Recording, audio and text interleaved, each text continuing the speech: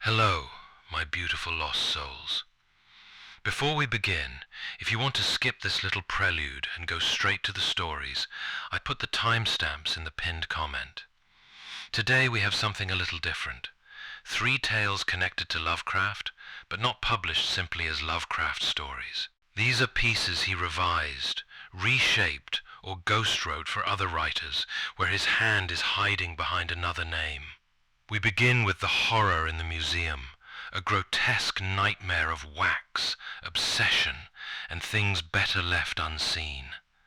Then comes the Curse of Yig, one of his finest ghost-written horrors, steeped in folklore and serpentine dread. And finally, the Green Meadow, a strange dream of cosmic desolation. So, let us uncover Lovecraft in disguise.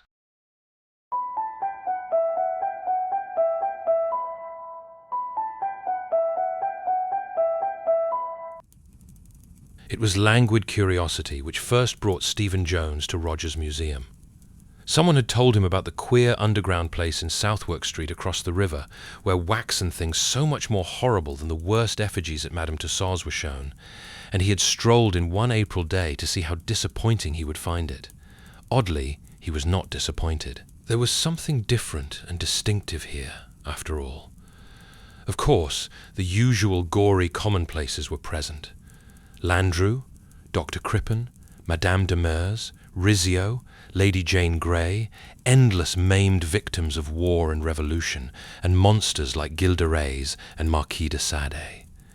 But there were other things which had made him breathe faster and stay till the ringing of the closing bell. The man who had fashioned this collection could be no ordinary mountebank. There was imagination, even a kind of diseased genius, in some of this stuff.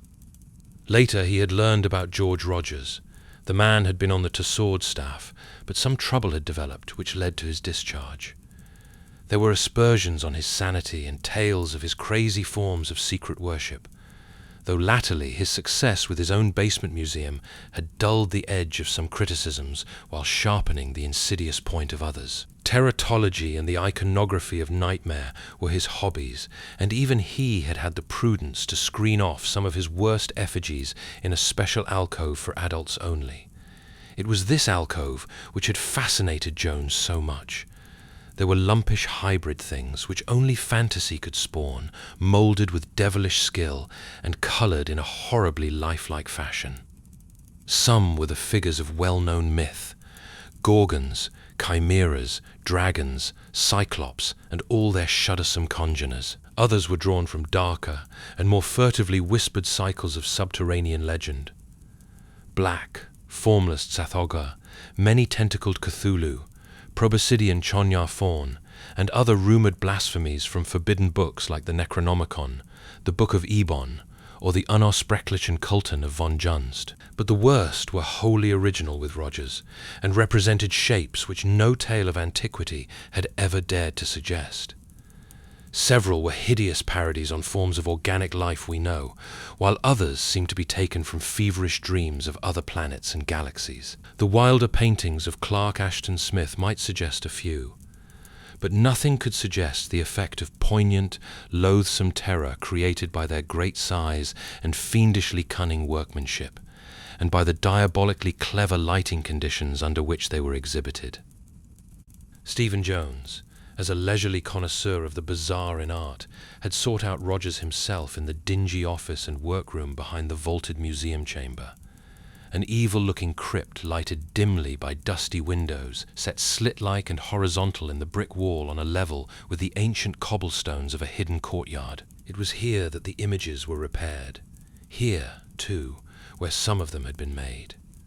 Waxen arms, legs, heads and torsos lay in grotesque array on various benches, while on high tiers of shelves matted wigs, ravenous-looking teeth, and glassy, staring eyes were indiscriminately scattered. Costumes of all sorts hung from hooks, and in one alcove were great piles of flesh-coloured wax cakes and shelves filled with paint cans and brushes of every description. In the centre of the room was a large melting furnace used to prepare the wax for moulding, its firebox topped by a huge iron container on hinges, with a spout which permitted the pouring of melted wax with the merest touch of a finger. Other things in the dismal crypt were less describable. Isolated parts of problematical entities whose assembled forms were the phantoms of delirium. At one end was a door of heavy plank, fastened by an unusually large padlock, and with a very peculiar symbol painted over it. Jones, who had once had access to the dreaded Necronomicon, shivered involuntarily as he recognized that symbol. This showman, he reflected, must indeed be a person of disconcertingly wide scholarship in dark and dubious fields. Nor did the conversation of Rogers disappoint him. The man was tall, lean, and rather unkempt, with large black eyes which gazed combustively from a pallid and usually stubble-covered face. He did not resent Jones' intrusion, but seemed to welcome the chance of unburdening himself to an interested person. His voice was of singular depth and resonance, and harboured a sort of repressed intensity bordering on the feverish. Jones did not wonder that many had thought him mad. With every successive call, and such calls became a habit as the weeks went by, Jones had found Rogers more communicative and confidential. From the first there had been hints of strange faiths and practices on the showman's part, and later on those hints expanded into tales, despite a few odd corroborative photographs, whose extravagance was almost comic. It was some time in June, on a night when Jones had brought a bottle of good whiskey, and plied his host somewhat freely, that the really demented talk first appeared. Before that, there had been wild enough stories. Accounts of mysterious trips to Tibet, the African interior, the Arabian desert, the Amazon Valley, Alaska, and certain little-known islands of the South Pacific, plus claims of having read such monstrous and half-fabulous books as the prehistoric Narcotic Fragments and the Dole Chants attributed to malign and non-human Leng.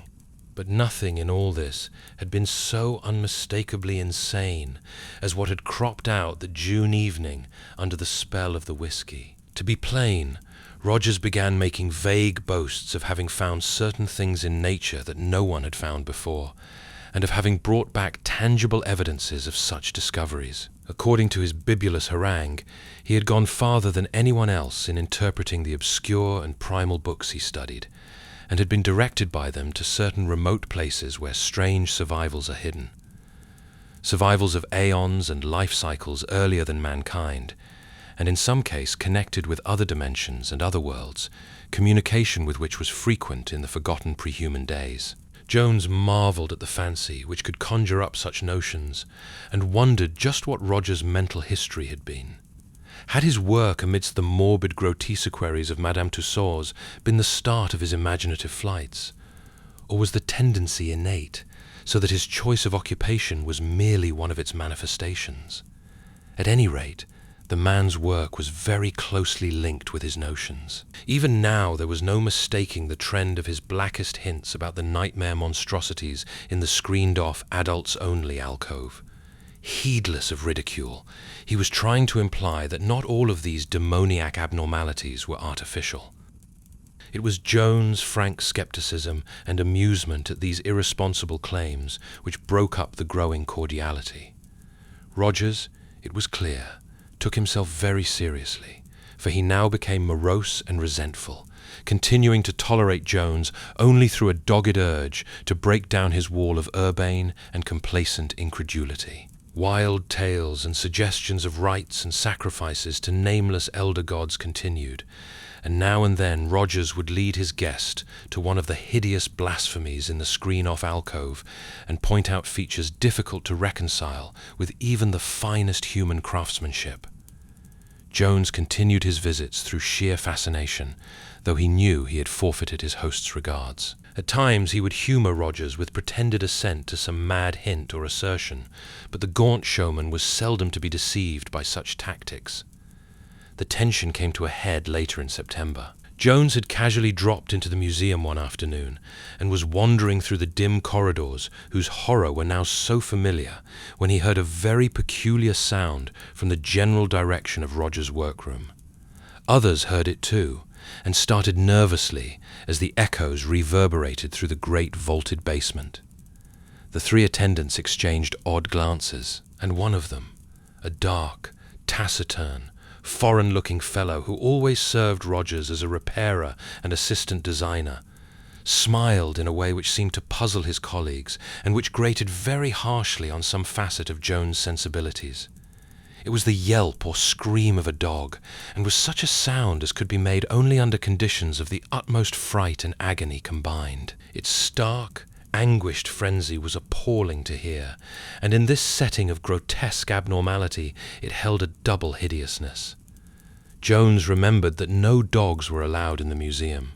He was about to go to the door leading into the workroom when the dark attendant stopped him with a word and a gesture. "Mr. Rogers," the man said in a soft, somewhat accented voice at once apologetic and vaguely sardonic, was out, and there were standing orders to admit no one to the workroom during his absence. As for that yelp, it was undoubtedly something out in the courtyard behind the museum. This neighborhood was full of stray mongrels, and their fights were sometimes shockingly noisy. There were no dogs in any part of the museum. But if Mr. Jones wished to see Mr. Rogers, he might find him just before closing time. After this, Jones climbed the old stone steps to the street outside and examined the squalid neighborhood curiously. The leaning, decrepit buildings, once dwellings but now largely shops and warehouses, were very ancient indeed. Some of them were of a gabled type, seeming to go back to Tudor times, and a faint miasmatic stench hung subtly about the whole region. Beside the dingy house whose basement held the museum was a low archway pierced by a dark cobbled alley, and this Jones entered in a vague wish to find the courtyard behind the workroom and settle the affair of the dog comfortably in his mind. The courtyard was dim in the late afternoon light, hemmed in by rear walls even uglier and more intangibly menacing than the crumbling facades of the evil old houses. Not a dog was in sight, and Jones wondered how the aftermath of such a frantic turmoil could have completely vanished so soon. Despite the assistant's statement that no dog had been in the museum, Jones glanced nervously at the three small windows of the basement workroom.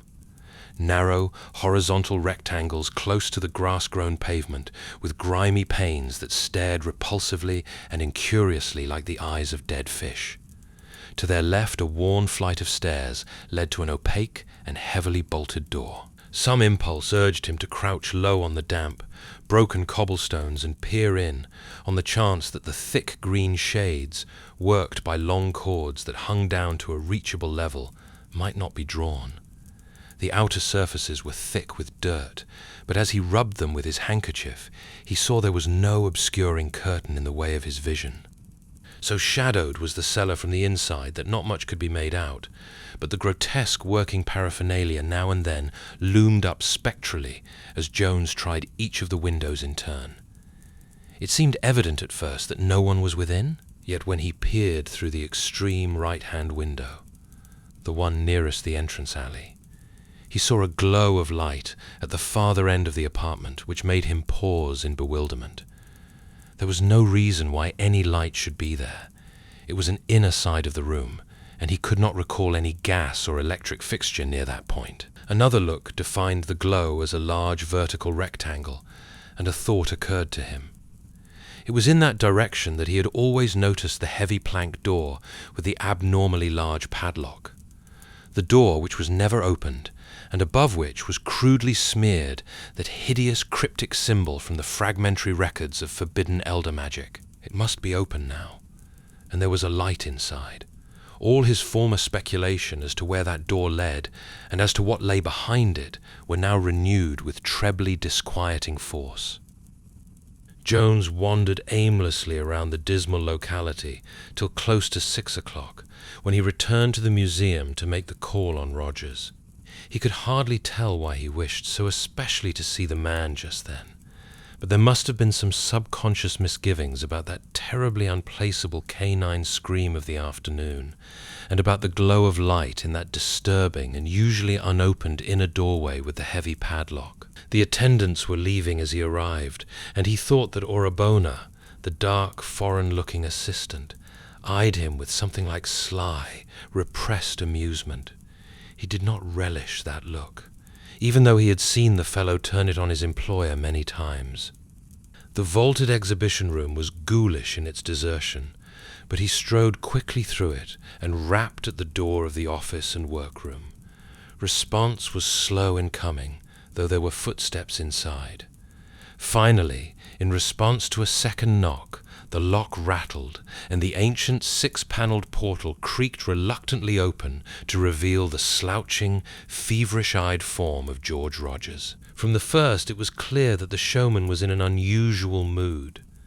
There was a curious mixture of reluctance and actual gloating in his welcome, and his talk at once veered to extravagances of the most hideous and incredible sort. Surviving elder gods, nameless sacrifices, the other-than-artificial nature of some of the alcove horrors, all the usual boasts, but uttered in a tone of peculiarly increasing confidence. Obviously, Jones reflected, the poor fellow's madness was gaining on him. From time to time, Rogers would send furtive glances toward the heavy, padlocked inner door at the end of the room, or toward a piece of coarse burlap on the floor not far from it, beneath which some small object appeared to be lying. Jones grew more nervous as the moments passed, and began to feel as hesitant about mentioning the afternoon's oddities as he had formerly been anxious to do so. Roger's sepulchrally resonant bass almost cracked under the excitement of his fevered rambling. "Do you remember," he shouted, "what I told you about that ruined city in Indochina where the Cho-Chos lived? You had to admit I'd been there when you saw the photographs, even if you did think I made that oblong swimmer in darkness out of wax. If you'd seen it writhing in the underground pools as I did, well, this is bigger still. I never told you about this, because I wanted to work out the later parts before making any claim. When you see the snapshots, you'll know the geography couldn't have been faked, and I fancy I have another way of proving it isn't any waxed concoction of mine. You've never seen it, for the experiments wouldn't let me keep it on exhibition."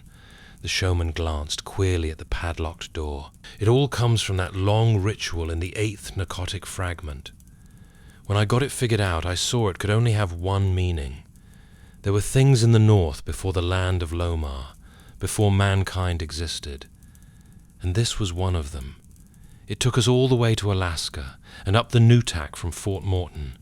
But the thing was there, as we knew it would be. Great cyclopean ruins, acres of them. There was less left than we had hoped for, but after 3 million years, what could one expect? And weren't the Eskimo legends all in the right direction? We couldn't get one of the beggars to go with us, and had to sledge all the way back to Nome for Americans. Orabona was no good up in that climate. It made him sullen and hateful. I'll tell you later how we found it. When we got the ice blasted out of the pylons of the central ruin, the stairway was just as we knew it would be. Some carvings still there, and it was no trouble keeping the Yankees from following us in. Orabona shivered like a leaf. You'd never think it from the damned insolent way he struts around here. He knew enough of the elder law to be properly afraid. The eternal light was gone, but our torches showed enough.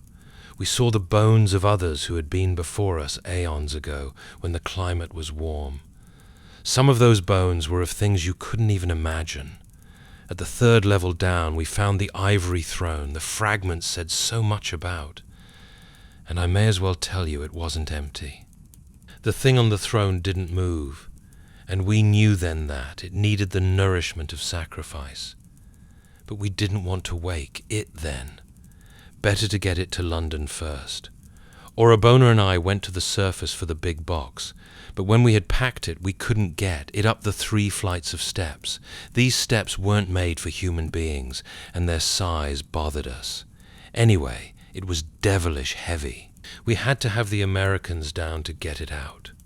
They weren't anxious to go into the place, but of course the worst thing was safely inside the box. We told them it was a batch of ivory carving, archaeological stuff, and after seeing the carved throne they probably believed us. It's a wonder they didn't suspect hidden treasure and demand a share. They must have told queer tales around Nome later on, though I doubt if they ever went back to those ruins, even for the ivory throne. Rogers paused, felt around in his desk, and produced an envelope of good-sized photographic prints. Extracting one and laying it face down before him, he handed the rest to Jones. The set was certainly an odd one. Ice-clad hills, dog sledges, men in furs, and vast tumbled ruins against a background of snow.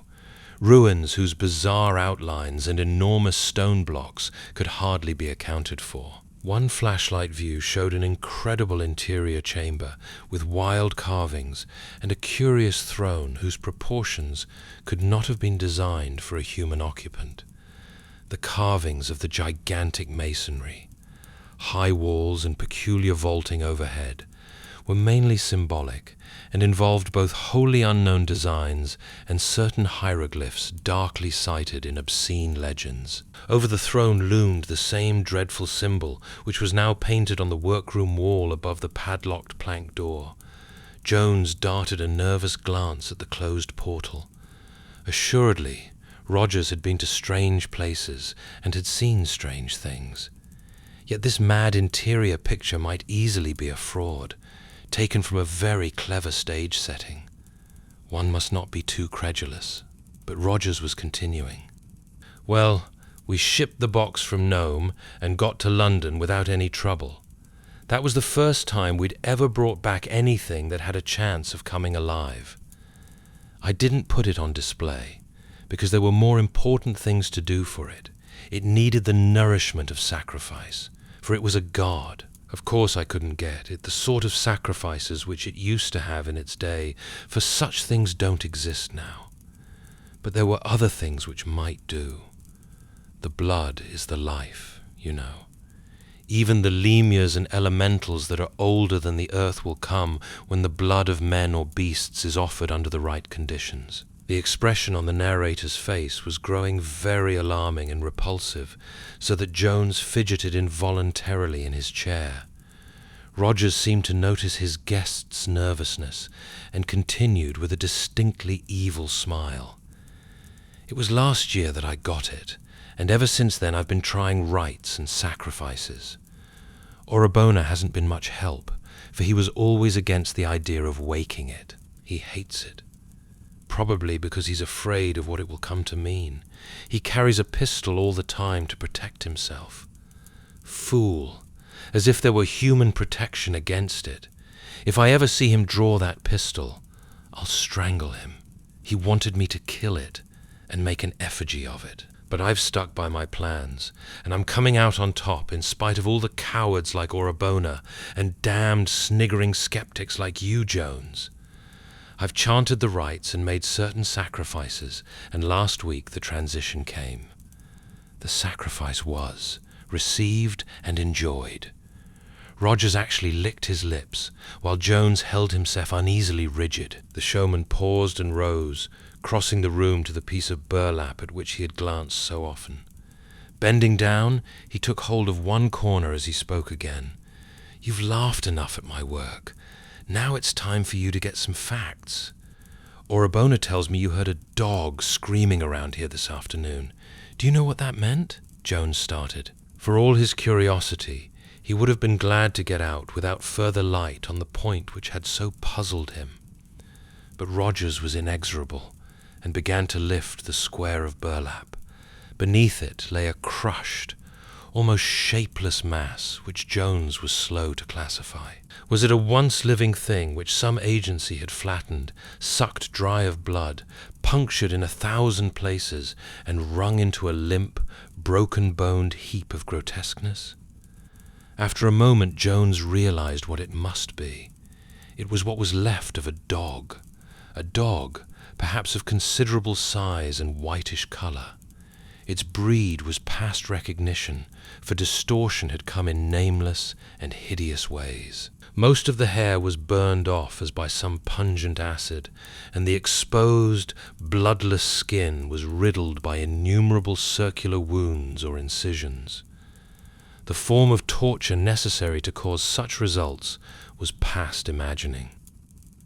Electrified with a pure loathing which conquered his mounting disgust, Jones sprang with a cry. "You damned sadist! You madman! You do a thing like this and dare to speak to a decent man!" Rogers dropped the burlap with a malignant sneer and faced his oncoming guest. His words held an unnatural calm. "Why, you fool, do you think I did this? What of it? It is not human and does not pretend to be. To sacrifice is merely to offer. I gave the dog to it. What happened is its work, not mine. It needed the nourishment of the offering and took it in its own way. But let me show you what it looks like." As Jones stood hesitating, the speaker had returned to his desk and took up the photograph he had laid face down without showing. Now he extended it with a curious look. Jones took it and glanced at it in an almost mechanical way. After a moment, the visitor's glance became sharper and more absorbed, for the utterly satanic force of the object depicted had an almost hypnotic effect. Certainly, Rogers had outdone himself in modeling the eldritch nightmare which the camera had caught. The thing was a work of sheer, infernal genius, and Jones wondered how the public would react when it was placed on exhibition. So hideous a thing had no right to exist. Probably the mere contemplation of it, after it was done, had completed the unhinging of its maker's mind, and led him to worship it with brutal sacrifices. Only a stout sanity could resist the insidious suggestion that the blasphemy was, or had once been, some morbid and exotic form of actual life. The thing in the picture squatted or was balanced on what appeared to be a clever reproduction of the monstrously carved throne in the other curious photograph. To describe it with any ordinary vocabulary would be impossible, for nothing even roughly corresponding to it has ever come within the imagination of sane mankind. It represented something meant perhaps to be roughly connected with the vertebrates of this planet, though one could not be too sure of that. Its bulk was cyclopean, for even squatted it towered to almost twice the height of Orabona, who was shown beside it. Looking sharply, one might trace its approximations toward the bodily features of the higher vertebrates. There was an almost globular torso, with 6 long, sinuous limbs terminating in crab-like claws. From the upper end, a subsidiary globe bulged forth bubble-like, its triangle of 3 staring, fishy eyes, its foot-long and evidently flexible proboscis, and a distended lateral system analogous to gills, suggesting that it was a head. Most of the body was covered with what at first appeared to be fur, but which on closer examination proved to be a dense growth of dark, slender tentacles or sucking filaments, each tipped with a mouth suggesting the head of an asp. On the head and below the proboscis, the tentacles tended to be longer and thicker, marked with spiral stripes, suggesting the traditional serpent locks of Medusa. To suggest that such a thing could have an expression seems paradoxical. Yet Jones felt that that triangle of bulging fish eyes and that obliquely poised proboscis all bespoke a blend of hate, greed, and sheer cruelty incomprehensible to mankind, because it was mixed with other emotions not of the world or this solar system. Into this bestial abnormality, he reflected, Rogers must have poured at once all his malignant insanity and all his uncanny sculptural genius. The thing was incredible, and yet the photograph proved that it existed. Rogers interrupted his reveries. "Well, what do you think of it? Now do you wonder what crushed the dog and sucked it dry with 1,000,000 mouths? It needed nourishment, and it will need more. It is a god, and I am the first priest of its latter-day hierarchy. Yah, Shub-Niggurath, the goat with 1,000 young." Jones lowered the photograph in disgust and pity. "See here," Rogers, this won't do. There are limits, you know. It's a great piece of work, and all that, but it isn't good for you. Better not see it any more. Let Orabona break it up, and try to forget about it. And let me tear this beastly picture up too. With a snarl, Rogers snatched the photograph and returned it to the desk. Idiot! You! And you still think it's a fraud. You still think I made it, and you still think my figures are nothing but lifeless wax. Why, damn you, you're going to know. Not just now, for it is resting after the sacrifice, but later. Oh, yes, you will not doubt the power of it then. As Rogers glanced toward the padlocked inner door, Jones retrieved his hat and stick from a nearby bench. Very well, Rogers, let it be later. I must be going now, but I'll call round tomorrow afternoon. Think my advice over and see if it doesn't sound sensible. Ask Orabona what he thinks too. Rogers bared his teeth in wild beast fashion. Must be going now, eh? Afraid, after all. Afraid, for all your bold talk. You say the effigies are only wax, and yet you run away when I begin to prove that they aren't. You're like the fellows who take my standing bet that they daren't spend the night in the museum. They come boldly enough, but after an hour they shriek and hammer to get out. Want me to ask Orabona, eh? You two, always against me. You want to break down the coming earthly reign of it. Jones preserved his calm. No, Rogers, there's nobody against you. And I'm not afraid of your figures, either, much as I admire your skill. But we're both a bit nervous tonight, and I fancy some rest will do us good. Again, Rogers checked his guest's departure. Not afraid, eh? Then why are you so anxious to go? Look here. Do you or don't you dare to stay alone here in the dark? What's your hurry if you don't believe in it? Some new idea seemed to have struck Rogers, and Jones eyed him closely. Why? I've no special hurry. But what would be gained by my staying here alone? What would it prove? My only objection is that it isn't very comfortable for sleeping. What good would it do either of us? This time it was Jones who was struck with an idea. He continued in a tone of conciliation. See here, Rogers. I've just asked you what it would prove if I stayed, when we both knew. It would prove that your effigies are just effigies, and that you oughtn't to let your imagination go the way it's been going lately. Suppose I do stay. If I stick it out till morning, will you agree to take a new view of things? Go on a vacation for 3 months or so, and let Orabona destroy that new thing of yours? Come, now. Isn't that fair? The expression on the showman's face was hard to read. It was obvious that he was thinking quickly, and that of sundry conflicting emotions, malign triumph was getting the upper hand. His voice held a choking quality as he replied. Fair enough. If you do stick it out, I'll take your advice. We'll go out for dinner and come back. I'll lock you in the display room and go home. In the morning I'll come down ahead of Orabona. He comes half an hour before the rest, and see how you are. But don't try it unless you are very sure of your skepticism. Others have backed out. You have that chance. And I suppose a pounding on the outer door would always bring a constable. You may not like it so well after a while. You'll be in the same building, though not in the same room with it. As they left the rear door into the dingy courtyard, Rogers took with him the piece of burlap, weighted with a gruesome burden. Near the center of the court was a manhole whose cover the showman lifted quietly, and with a shuddersome suggestion of familiarity. Burlap and all, the burden went down to the oblivion of a cloacal labyrinth. Jones shuddered, and almost shrank from the gaunt figure at his side as they emerged into the street. By unspoken mutual consent, they did not dine together, but agreed to meet in front of the museum at 11.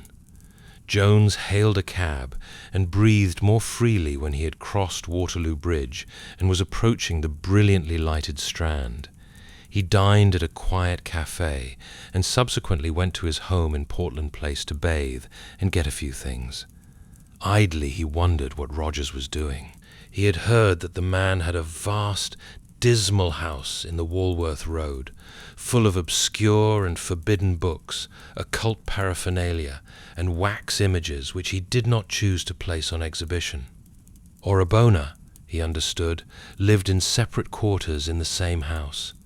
At 11, Jones found Rogers waiting by the basement door in Southwark Street. Their words were few, but each seemed taut with a menacing tension.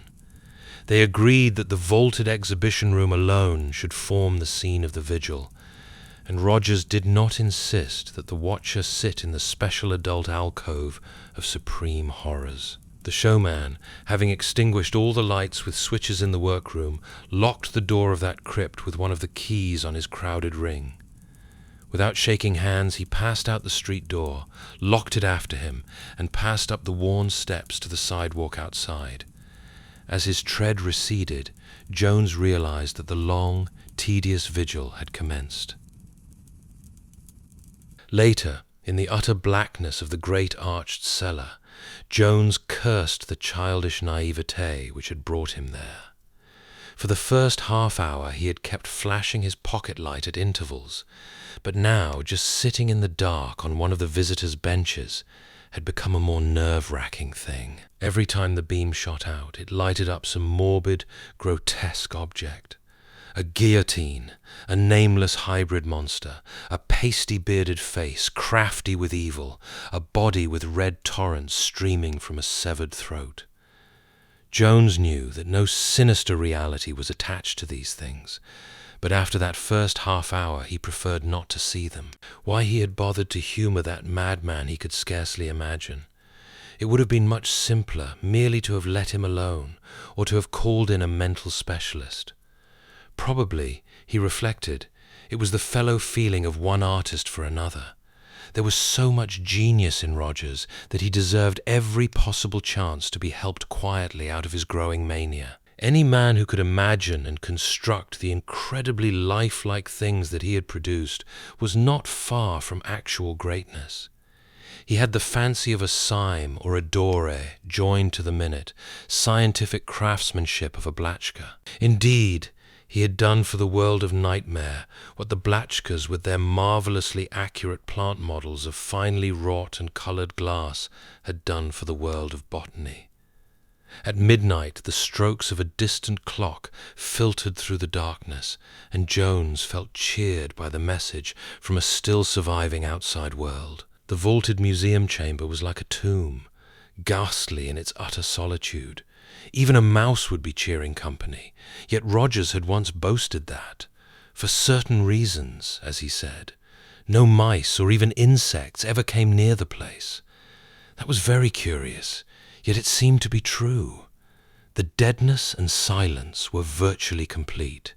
If only something would make a sound. He shuffled his feet, and the echoes came spectrally out of the absolute stillness. He coughed, but there was something mocking in the staccato reverberations. He could not, he vowed, begin talking to himself. That meant nervous disintegration.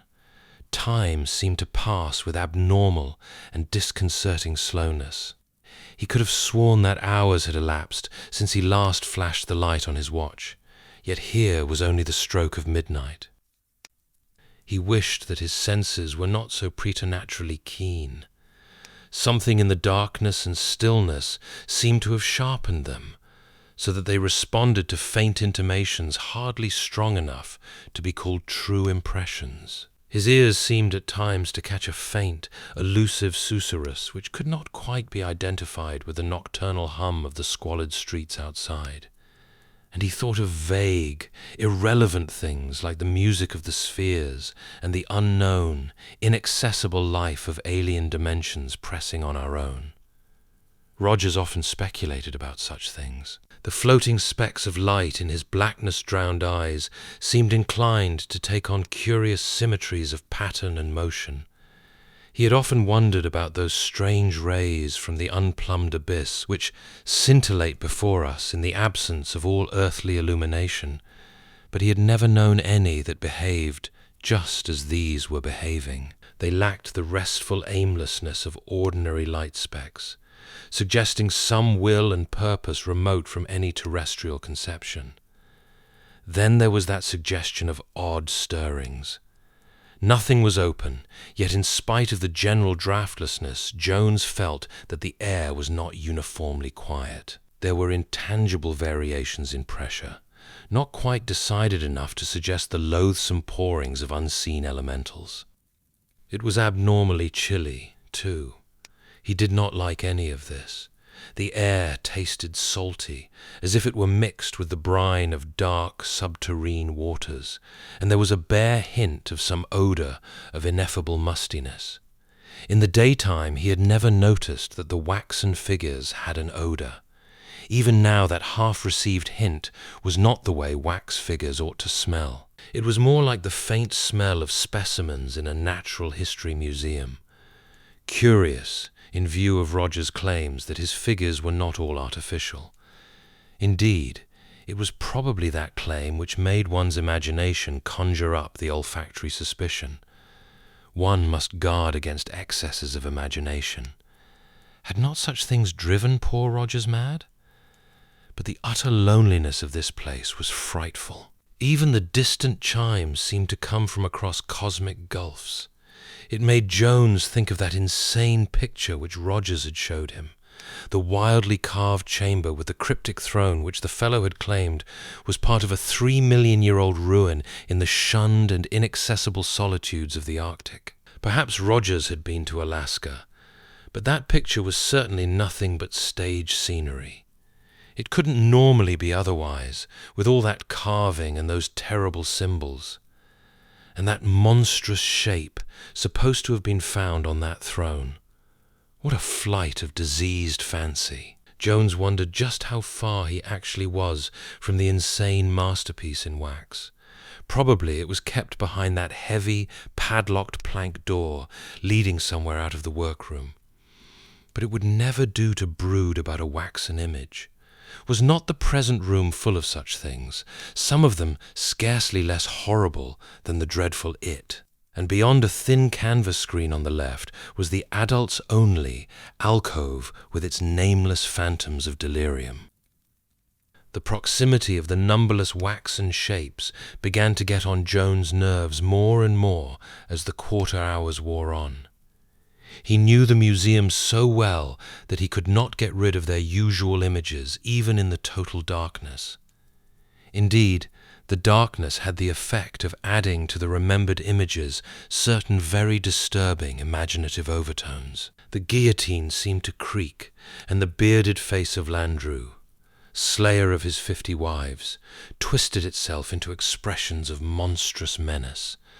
From the severed throat of Madame de Meurs a hideous bubbling sound seemed to emanate, while the headless, legless victim of a trunk murder tried to edge closer and closer on its gory stumps. Jones began shutting his eyes to see if that would dim the images, but found it was useless. Besides, when he shut his eyes, the strange, purposeful patterns of light specks became more disturbingly pronounced. Then suddenly he began trying to keep the hideous images he had formerly been trying to banish. He tried to keep them because they were giving place to still more hideous ones. In spite of himself, his memory began reconstructing the utterly non-human blasphemies that lurked in the obscurer corners, and these lumpish hybrid growths oozed and wriggled toward him as though hunting him down in a circle. Black Tsathoggua moulded itself from a toad-like gargoyle to a long, sinuous line with hundreds of rudimentary feet, and a lean, rubbery night-gaunt spread its wings as if to advance and smother the watcher. Jones braced himself to keep from screaming. He knew he was reverting to the traditional terrors of his childhood, and resolved to use his adult reason to keep the phantoms at bay. It helped a bit, he found, to flash the light again. Frightful as were the images it showed, these were not as bad as what his fancy called out of the utter blackness. But there were drawbacks. Even in the light of his torch he could not help suspecting a slight, furtive trembling on the part of the canvas partition screening off the terrible adults-only alcove. He knew what lay beyond, and shivered. Imagination called up the shocking forms of fabulous Yog-Sothoth, only a congeries of iridescent globes, yet stupendous in its malign suggestiveness. What was this accursed mass slowly floating toward him and bumping on the partition that stood in the way? A small bulge in the canvas far to the right suggested the sharp horn of Nofke, the hairy myth thing of the Greenland ice that walked sometimes on 2 legs, sometimes on 4, and sometimes on 6. To get this stuff out of his head, Jones walked boldly toward the hellish alcove with torch burning steadily. Of course, none of his fears was true. Yet were not the long, facial tentacles of great Cthulhu actually swaying, slowly and insidiously? He knew they were flexible, but he had not realized that the draft caused by his advance was enough to set them in motion. Returning to his former seat outside the alcove, he shut his eyes and let the symmetrical light specks do their worst. The distant clock boomed a single stroke. Could it be only 1? He flashed the light on his watch and saw that it was precisely that hour. It would be hard indeed waiting for the morning. Rogers would be down at about 8 o'clock, ahead of even Orabona. It would be light outside in the main basement long before that, but none of it could penetrate here. All the windows in this basement had been bricked up, but the 3 small ones facing the court. A pretty bad wait, all told. His ears were getting most of the hallucinations now, for he could swear he heard stealthy, plodding footsteps in the workroom beyond the closed and locked door. He had no business thinking of that unexhibited horror which Rogers called it.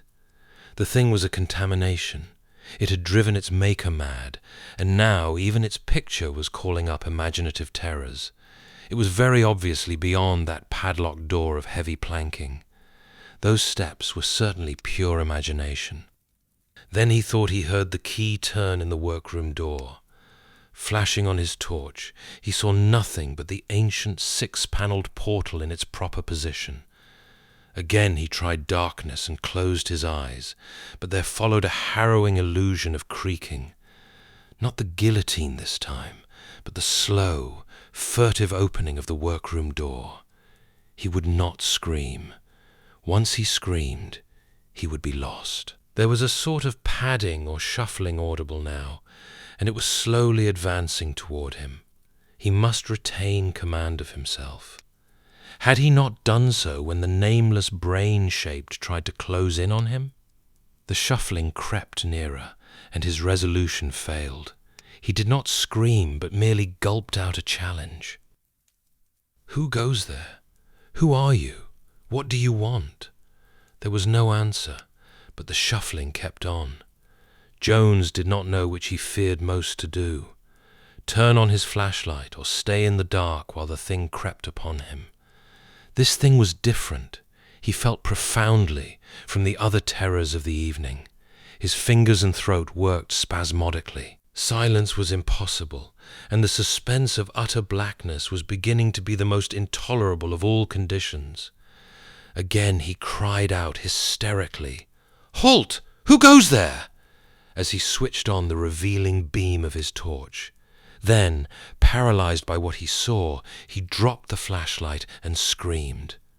Not once, but many times. Shuffling toward him in the darkness was the gigantic, blasphemous form of a black thing, not wholly ape and not wholly insect.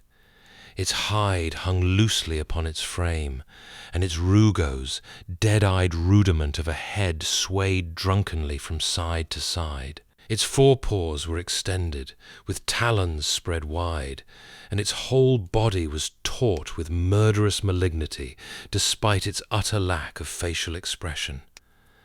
After the screams and the final coming of darkness, it leaped, and in a moment had Jones pinned to the floor. There was no struggle, for the watcher had fainted.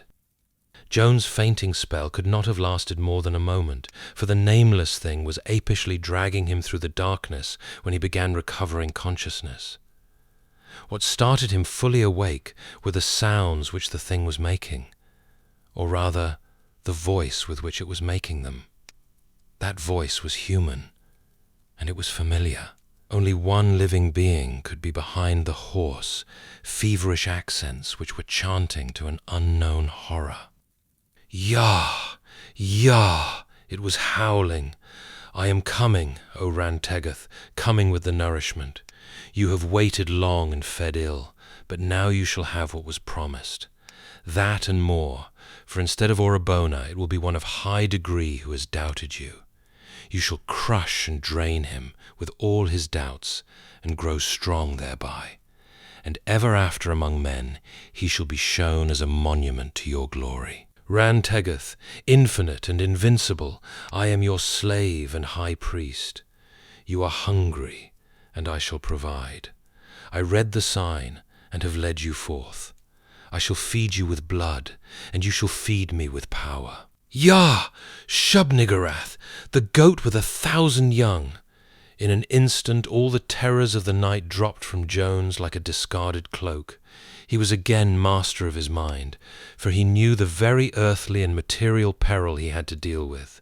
This was no monster of fable, but a dangerous madman. It was Rogers, dressed in some nightmare covering of his own insane designing, and about to make a frightful sacrifice to the devil god he had fashioned out of wax. Clearly, he must have entered the workroom from the rear courtyard, donned his disguise, and then advanced to seize his neatly trapped and fear-broken victim. His strength was prodigious, and if he was to be thwarted, one must act quickly. Counting on the madman's confidence in his unconsciousness, he determined to take him by surprise, while his grip was relatively lax. The feel of a threshold told him he was crossing into the pitch-black workroom. With the strength of mortal fear, Jones made a sudden spring from the half-recumbent posture in which he was being dragged. For an instant he was free of the astonished maniac's hands, and in another instant a lucky lunge in the dark had put his own hands at his captor's weirdly concealed throat. Simultaneously Rogers gripped him again, and without further preliminaries the two were locked in a desperate struggle of life and death. Jones' athletic training, without doubt, was his sole salvation, for his mad assailant, freed from every inhibition of fair play, decency, or even self-preservation, was an engine of savage destruction, as formidable as a wolf or panther. Guttural cries sometimes punctured the hideous tussle in the dark. Blood spurted, clothing ripped, and Jones at last felt the actual throat of the maniac, shorn of its spectral mask. He spoke not a word, but put every ounce of energy into the defense of his life. Rogers kicked, gouged, butted, bit, clawed, and spat, yet found strength to yelp out actual sentences at times. Most of his speech was in a ritualistic jargon full of references to it or Ran-Tegath, and to Jones' overwrought nerves it seemed as if the cries echoed from an infinite distance of demoniac snortings and bayings. Toward the last they were rolling on the floor, overturning benches or striking against the walls and the brick foundations of the central melting furnace. Up to the very end, Jones could not be certain of saving himself, but chance finally intervened in his favor. A jab of his knee against Rogers' chest produced a general relaxation, and a moment later he knew he had won. Though hardly able to hold himself up, Jones rose and stumbled about the walls seeking the light switch, for his flashlight was gone, together with most of his clothing. As he lurched along, he dragged his limp opponent with him, fearing a sudden attack when the madman came to. Finding the switch box, he fumbled till he had the right handle. Then, as the wildly disordered workroom burst into sudden radiance, he set about binding Rogers with such cords and belts as he could easily find. The fellow's disguise, or what was left of it, seemed to be made of a puzzling, queer sort of leather.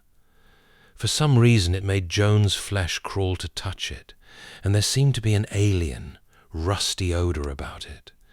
In the normal clothes beneath it was Rogers' key ring, and this the exhausted victor seized as his final passport to freedom. The shades at the small, slit-like windows were all securely drawn, and he let them remain so.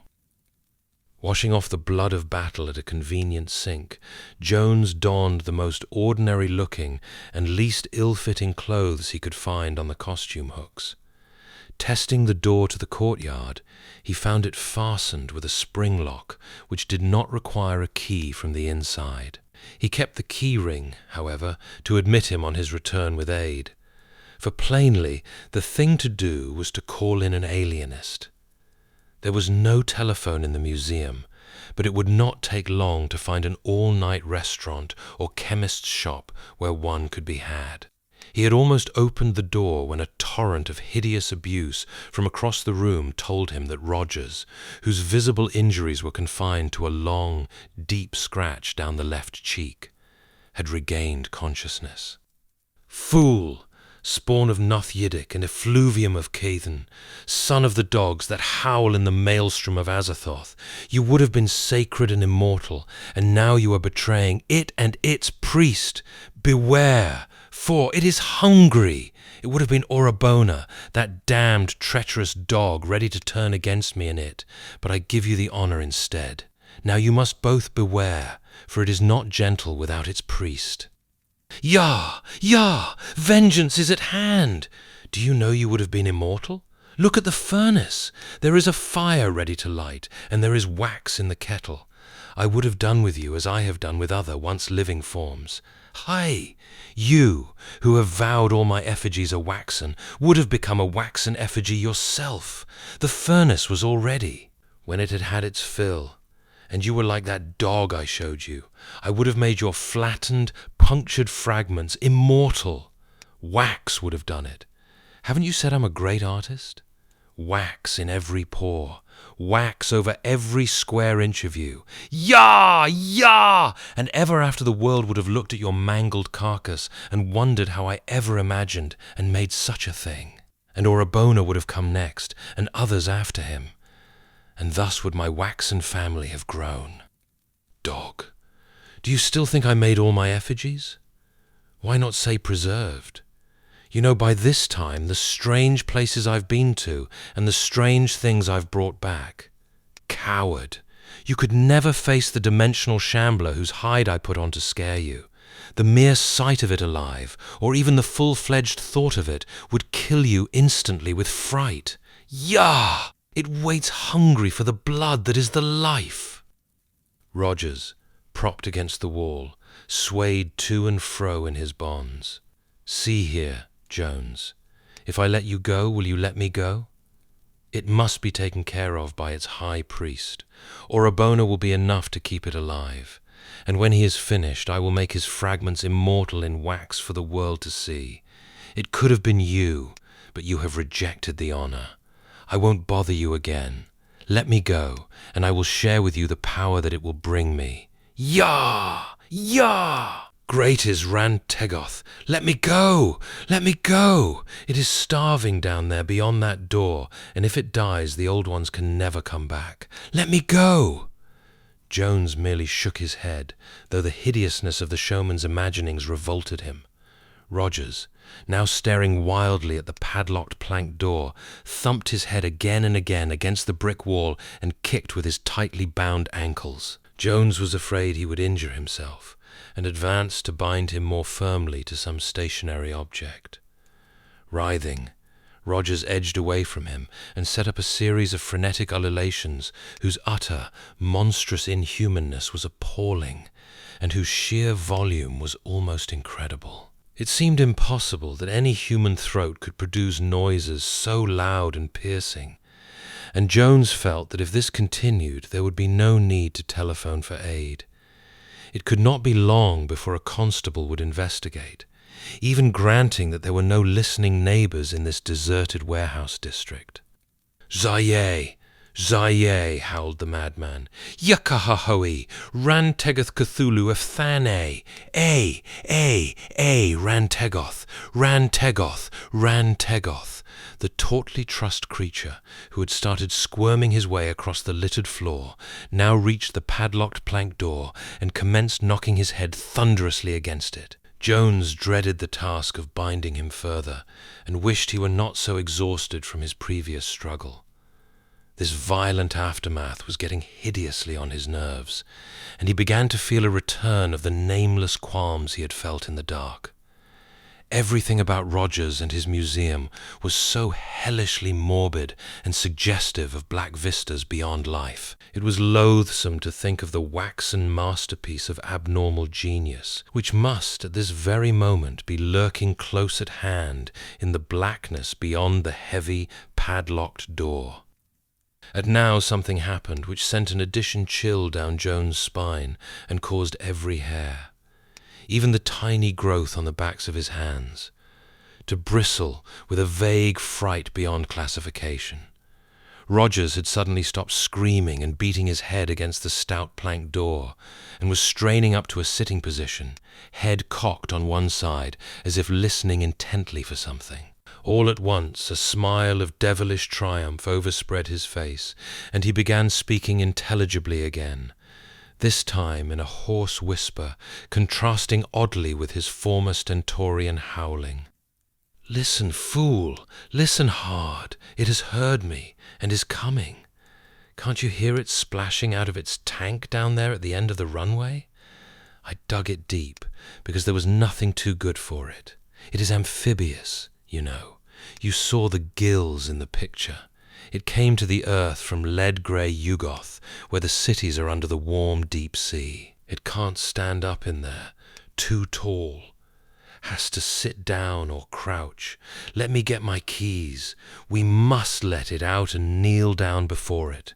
Then we will go out and find a dog or cat, or perhaps a drunken man, to give it the nourishment it needs."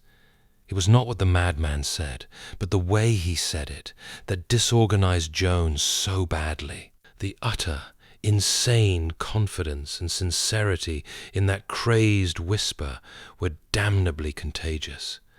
Imagination, such a stimulus, could find an active menace in the devilish wax figure that lurked unseen just beyond the heavy planking. Eyeing the door in unholy fascination, Jones noticed that it bore several distinct cracks, though no marks of violent treatment were visible on this side. He wondered how large a room or closet lay behind it, and how the waxen figure was arranged. The maniac's idea of a tank and runway was as clever as all his other imaginings. Then, in one terrible instant, Jones completely lost the power to draw a breath. The leather belt he had seized for Roger's further strapping fell from his limp hands, and a spasm of shivering convulsed him from head to foot. He might have known the place would drive him mad as it had driven Rogers. And now he was mad. He was mad, for he now harbored hallucinations more weird than any which had assailed him earlier that night. The madman was bidding him hear the splashing of a mythical monster in a tank beyond the door. And now, God help him, he did hear it. Rogers saw the spasm of horror reach Jones' face and transform it to a staring mask of fear. He cackled. "At last, fool, you believe! At last, you know! You hear it and it comes! Get me my keys! Fool, we must do homage and serve it!" But Jones was past paying attention to any human words, mad or sane. Phobic paralysis held him immobile and half-conscious, with wild images racing phantasmagorically through his helpless imagination. There was a splashing, there was padding or shuffling, as of great wet paws on a solid surface. Something was approaching. Into his nostrils, from the cracks in that nightmare plank door, poured a noisome animal stench like, and yet unlike that of the mammal cages at the zoological gardens in Regent's Park. He did not know now whether Rogers was talking or not. Everything real had faded away, and he was a statue obsessed with dreams and hallucinations, so unnatural that they became almost objective and remote from him. He thought he heard a sniffing or snorting from the unknown gulf beyond the door, and when a sudden baying, trumpeting noise assailed his ears, he could not feel sure that it came from the tightly bound maniac whose image swam uncertainly in his shaken vision. The photograph of that accursed, unseen wax thing persisted in floating through his consciousness. Such a thing had no right to exist. Had it not driven him mad? Even as he reflected, a fresh evidence of madness beset him. Something, he thought, was fumbling with the latch of the heavy padlocked door. It was patting and pawing and pushing at the planks. There was a thudding on the stout wood, which grew louder and louder. The stench was horrible. And now the assault on that door from the inside was a malign, determined pounding like the strokes of a battering ram. There was an ominous cracking, a splintering, a welling fetor, a falling plank, a black paw ending in a crab-like claw. "Help! Help! God help me!" With intense effort, Jones is today able to recall a sudden bursting of his fear paralysis into the liberation of frenzied automatic flight. What he evidently did must have paralleled curiously the wild, plunging flights of maddest nightmares, for he seems to have leaped across the disordered crypt at almost a single bound, yanked open the outside door, which closed and locked itself after him with a clatter, sprung up the worn stone steps 3 at a time, and raced frantically and aimlessly out of that dark cobblestoned court and through the squalid streets of Southwark. Here the memory ends. Jones does not know how he got home, and there is no evidence of his having hired a cab. Probably he raced all the way by blind instinct, over Waterloo Bridge, along the Strand and Charing Cross, and up Haymarket and Regent Street to his own neighbourhood. He still had on the queer melange of museum costumes when he grew conscious enough to call the doctor. A week later, the nerve specialists allowed him to leave his bed and walk in the open air. But he had not told the specialists much. Over his whole experience hung a pall of madness and nightmare, and he felt that silence was the only course. When he was up, he scanned intently all the papers which had accumulated since that hideous night, but found no reference to anything queer at the museum. How much, after all, had been reality? Where did reality end and morbid dream begin? Had his mind gone wholly to pieces in that dark exhibition chamber, and had the whole fight with Rogers been a phantasm of fever? It would help to put him on his feet if he could settle some of these maddening points. He must have seen that damnable photograph of the wax image called It, for no brain but Rogers could ever have conceived such a blasphemy. It was a fortnight before he dared to enter Southwark Street again. He went in the middle of the morning, when there was the greatest amount of sane, wholesome activity around the ancient, crumbling shops and warehouses. The museum's sign was still there, and as he approached, he saw that the place was still open. The gateman nodded in pleasant recognition as he summoned up the courage to enter, and in the vaulted chamber below an attendant touched his cap cheerfully. Perhaps everything had been a dream. Would he dare to knock at the door of the workroom and look for Rogers?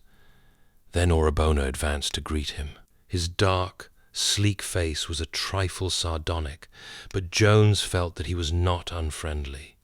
He spoke with a trace of accent. "Good morning, Mr. Jones. It is some time since we have seen you here. Did you wish Mr. Rogers?" "I'm sorry, but he is away. He had word of business in America and had to go. Yes, it was very sudden. I am in charge now, here and at the house. I try to maintain Mr. Rogers' high standard till he is back." The foreigner smiled, perhaps from affability alone. Jones scarcely knew how to reply, but managed to mumble out a few inquiries about the day after his last visit. Orabona seemed greatly amused by the questions, and took considerable care in framing his replies. "Oh, yes, Mr. Jones, the 28th of last month. I remember it for many reasons. In the morning, before Mr. Rogers got here, you understand, I found the workroom in quite a mess. There was a great deal of cleaning up to do. There had been. Late work, you see. Important new specimen given its secondary baking process. I took complete charge when I came. It was a hard specimen to prepare, but of course Mr. Rogers had taught me a great deal. He is, as you know, a very great artist. When he came, he helped me complete the specimen, helped very materially, I assure you, but he left soon without even greeting the men. As I tell you, he was called away suddenly. There were important chemical reactions involved. They made loud noises.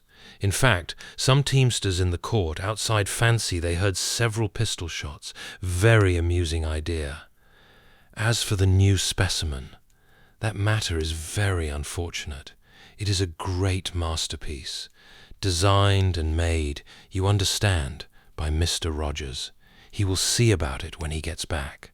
Again, Orabona smiled. The police, you know. We put it on display a week ago, and there were 2 or 3 faintings. One poor fellow had an epileptic fit in front of it. You see, it's a trifle, stronger than the rest. Larger, for one thing. Of course, it was in the adult alcove. The next day, a couple of men from Scotland Yard looked it over and said it was too morbid to be shown. Said we'd have to remove it. It was a tremendous shame. Such a masterpiece of art. But I didn't feel justified in appealing to the courts in Mr. Rogers' absence. He would not like so much publicity with the police now. But when he gets back. For some reason or other, Jones felt a mounting tide of uneasiness and repulsion. But Orabona was continuing. You are a connoisseur, Mr. Jones. I am sure I violate no law in offering you a private view. It may be, subject, of course, to Mr. Rogers' wishes, that we shall destroy the specimen some day, but that would be a crime. Jones had a powerful impulse to refuse the sight and flee precipitately, but Orabona was leading him forward by the arm with an artist's enthusiasm. The adult alcove, crowded with nameless horrors, held no visitors. In the farther corner a large niche had been curtained off, and to this the smiling assistant advanced. You must know, Mr. Jones, that the title of this specimen is The Sacrifice to Rantegoth. Jones started violently, but Orabona appeared not to notice. The shapeless, colossal god is a feature in certain obscure legends which Mr. Rogers had studied. All nonsense, of course, as you've so often assured Mr. Rogers. It is supposed to have come from outer space, and to have lived in the Arctic 3 million years ago. It treated its sacrifices rather peculiarly and horribly, as you shall see. Mr. Rogers had made it fiendishly lifelike, even to the face of the victim. Now, trembling violently, Jones clung to the brass railing in front of the curtained niche. He almost reached out to stop Orabona when he saw the curtain beginning to swing aside, but some conflicting impulse held him back. The foreigner smiled triumphantly. Behold! Jones reeled, in spite of his grip on the railing. God! Great God! Fully 10 feet high, despite a shambling, crouching attitude expressive of infinite cosmic malignancy, a monstrosity of unbelievable horror was shown starting forward from a cyclopean ivory throne covered with grotesque carvings. In the central pair of its 6 legs it bore a crushed, flattened, distorted, bloodless thing, riddled with 1,000,000 punctures, and in places seared as with some pungent acid. Only the mangled head of the victim, lolling upside down at one side, revealed that it represented something once human. The monster itself needed no title for one who had seen a certain hellish photograph.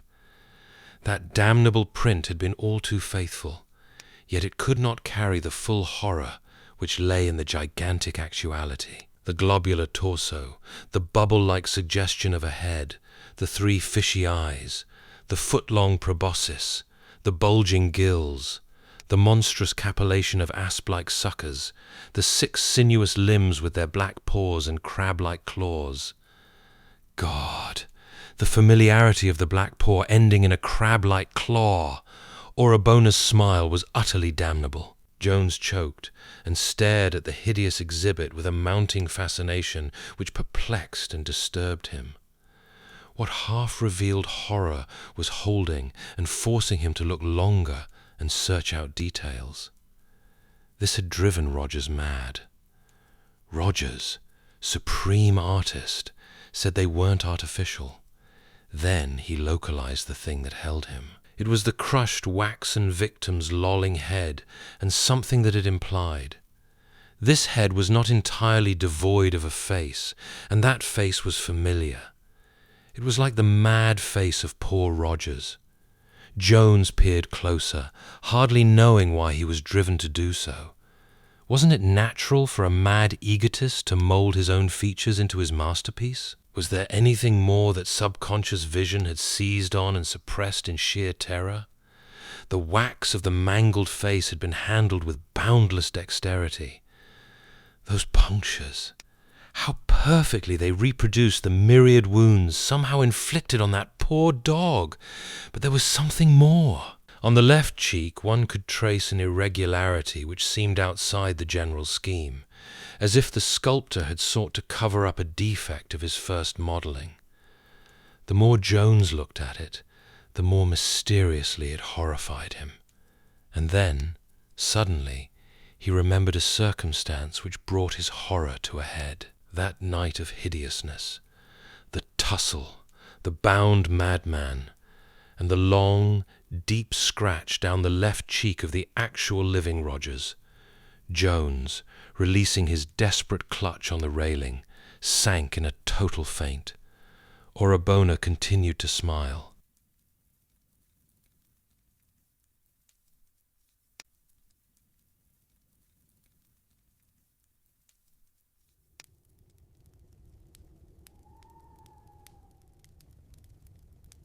In 1925, I went into Oklahoma looking for snake lore, and I came out with a fear of snakes that will last me the rest of my life. I admit it is foolish, since there are natural explanations for everything I saw and heard, but it masters me nonetheless. If the old story had been all there was to it, I would not have been so badly shaken. My work as an American Indian ethnologist has hardened me to all kinds of extravagant legendary, and I know that simple white people can beat the Redskins at their own game when it comes to fanciful inventions. But I can't forget what I saw with my own eyes at the insane asylum in Guthrie. I called it that asylum because a few of the oldest settlers told me I would find something important there. Neither Indians nor white men would discuss the snake god legends I had come to trace.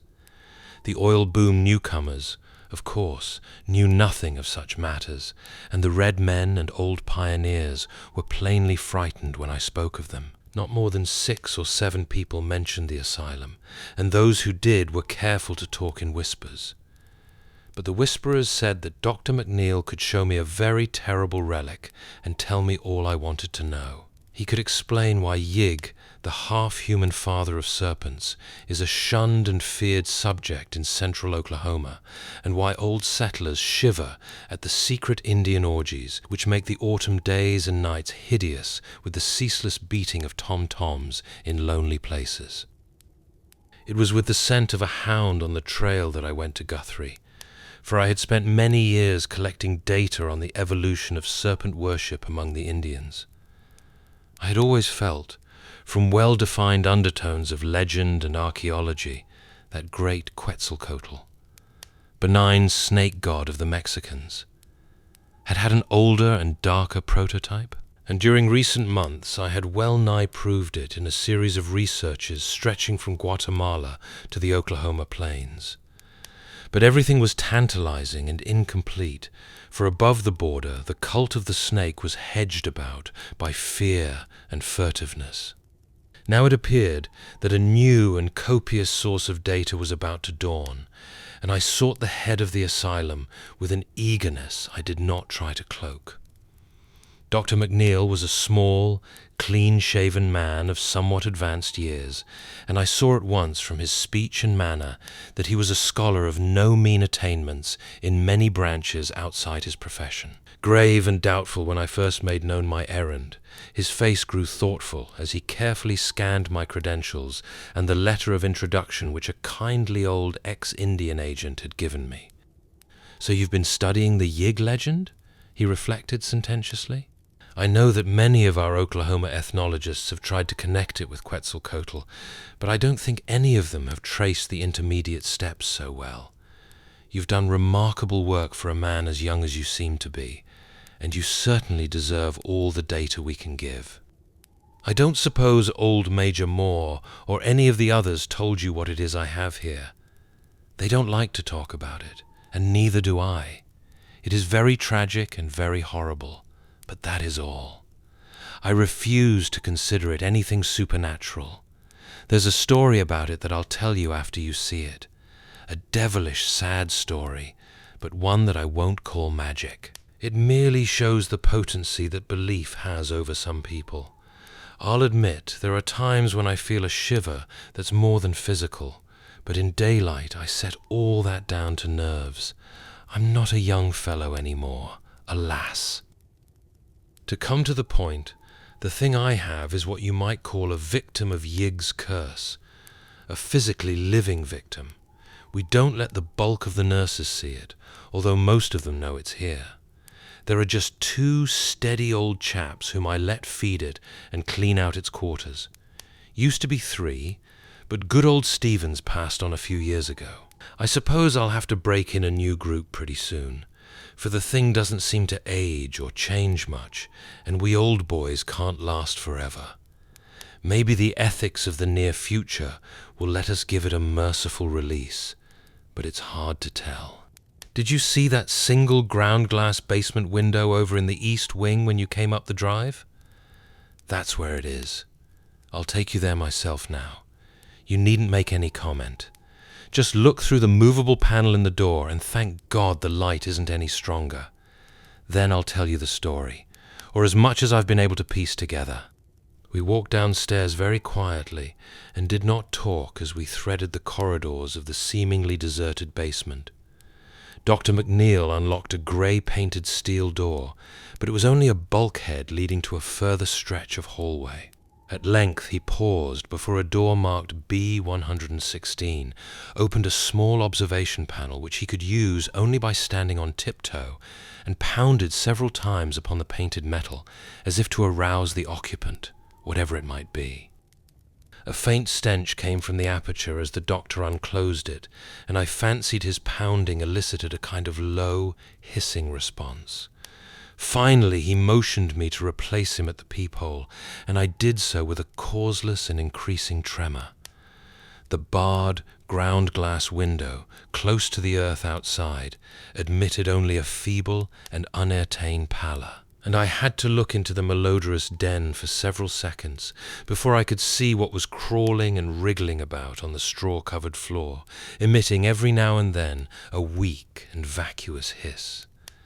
Then the shadowed outlines began to take shape, and I perceived that the squirming entity bore some remote resemblance to a human form laid flat on its belly.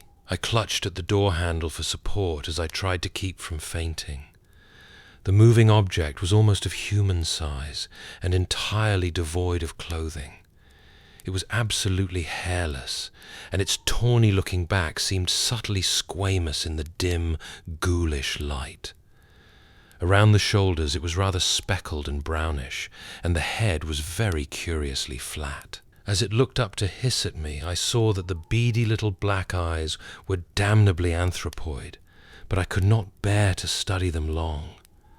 They fastened themselves on me with a horrible persistence, so that I closed the panel gaspingly and left the creature to wriggle about unseen in its matted straw and spectral twilight. I must have reeled a bit, for I saw that the doctor was gently holding my arm as he guided me away. I was stuttering over and over again. But for God's sake, what is it? Dr. McNeil told me the story in his private office, as I sprawled opposite him in an easy chair.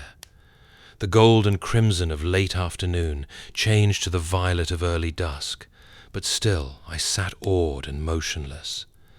I resented every ring of the telephone and every whir of the buzzer, and I could have cursed the nurses and interns whose knocks now and then summoned the doctor briefly to the outer office. Night came, and I was glad my host switched on all the lights.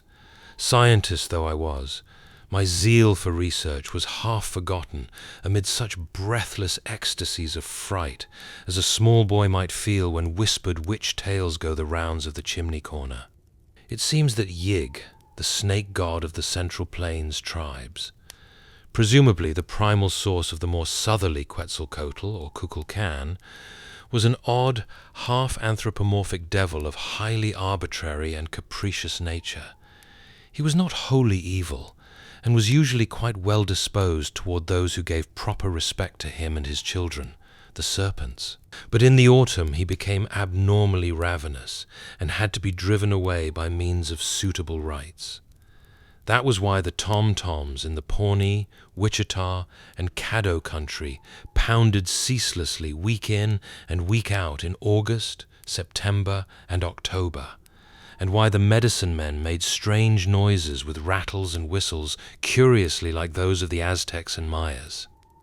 Yig's chief trait was a relentless devotion to his children, a devotion so great that the redskins almost feared to protect themselves from the venomous rattlesnakes which thronged the region. Frightful clandestine tales hinted of his vengeance upon mortals who flouted him or wreaked harm upon his wriggling progeny, his chosen method being to turn his victim, after suitable tortures, to a spotted snake. In the old days of the Indian Territory, the doctor went on, there was not quite so much secrecy about Yig.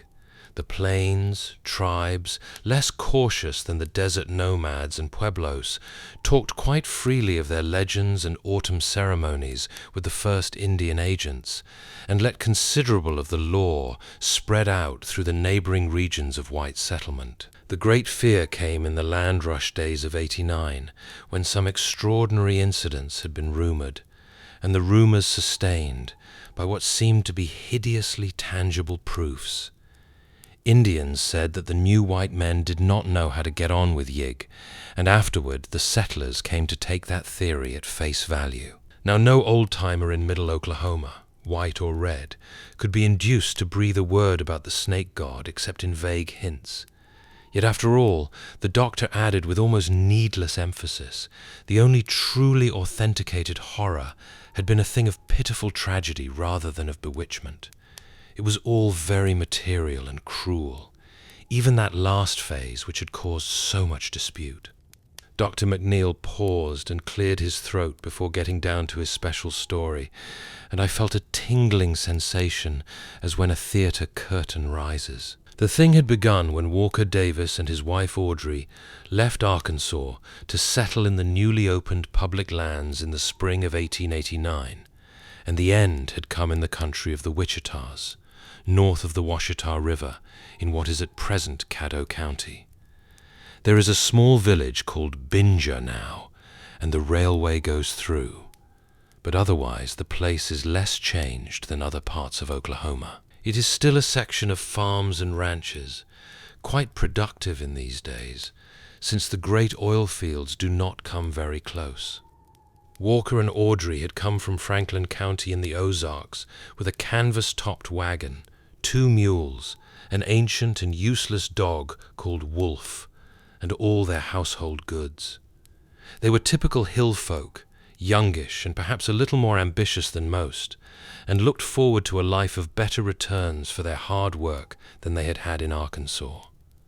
Both were lean, raw-boned specimens, the man tall, sandy and grey-eyed, and the woman short and rather dark, with a black straightness of hair suggesting a slight Indian admixture.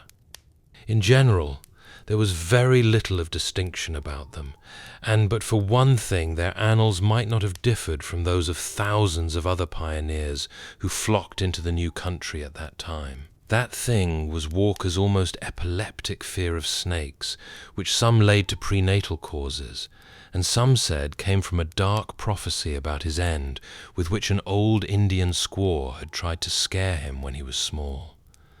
Whatever the cause, The effect was marked indeed. For despite his strong general courage, the very mention of a snake would cause him to grow faint and pale, while the sight of even a tiny specimen would produce a shock, sometimes bordering on a convulsion seizure.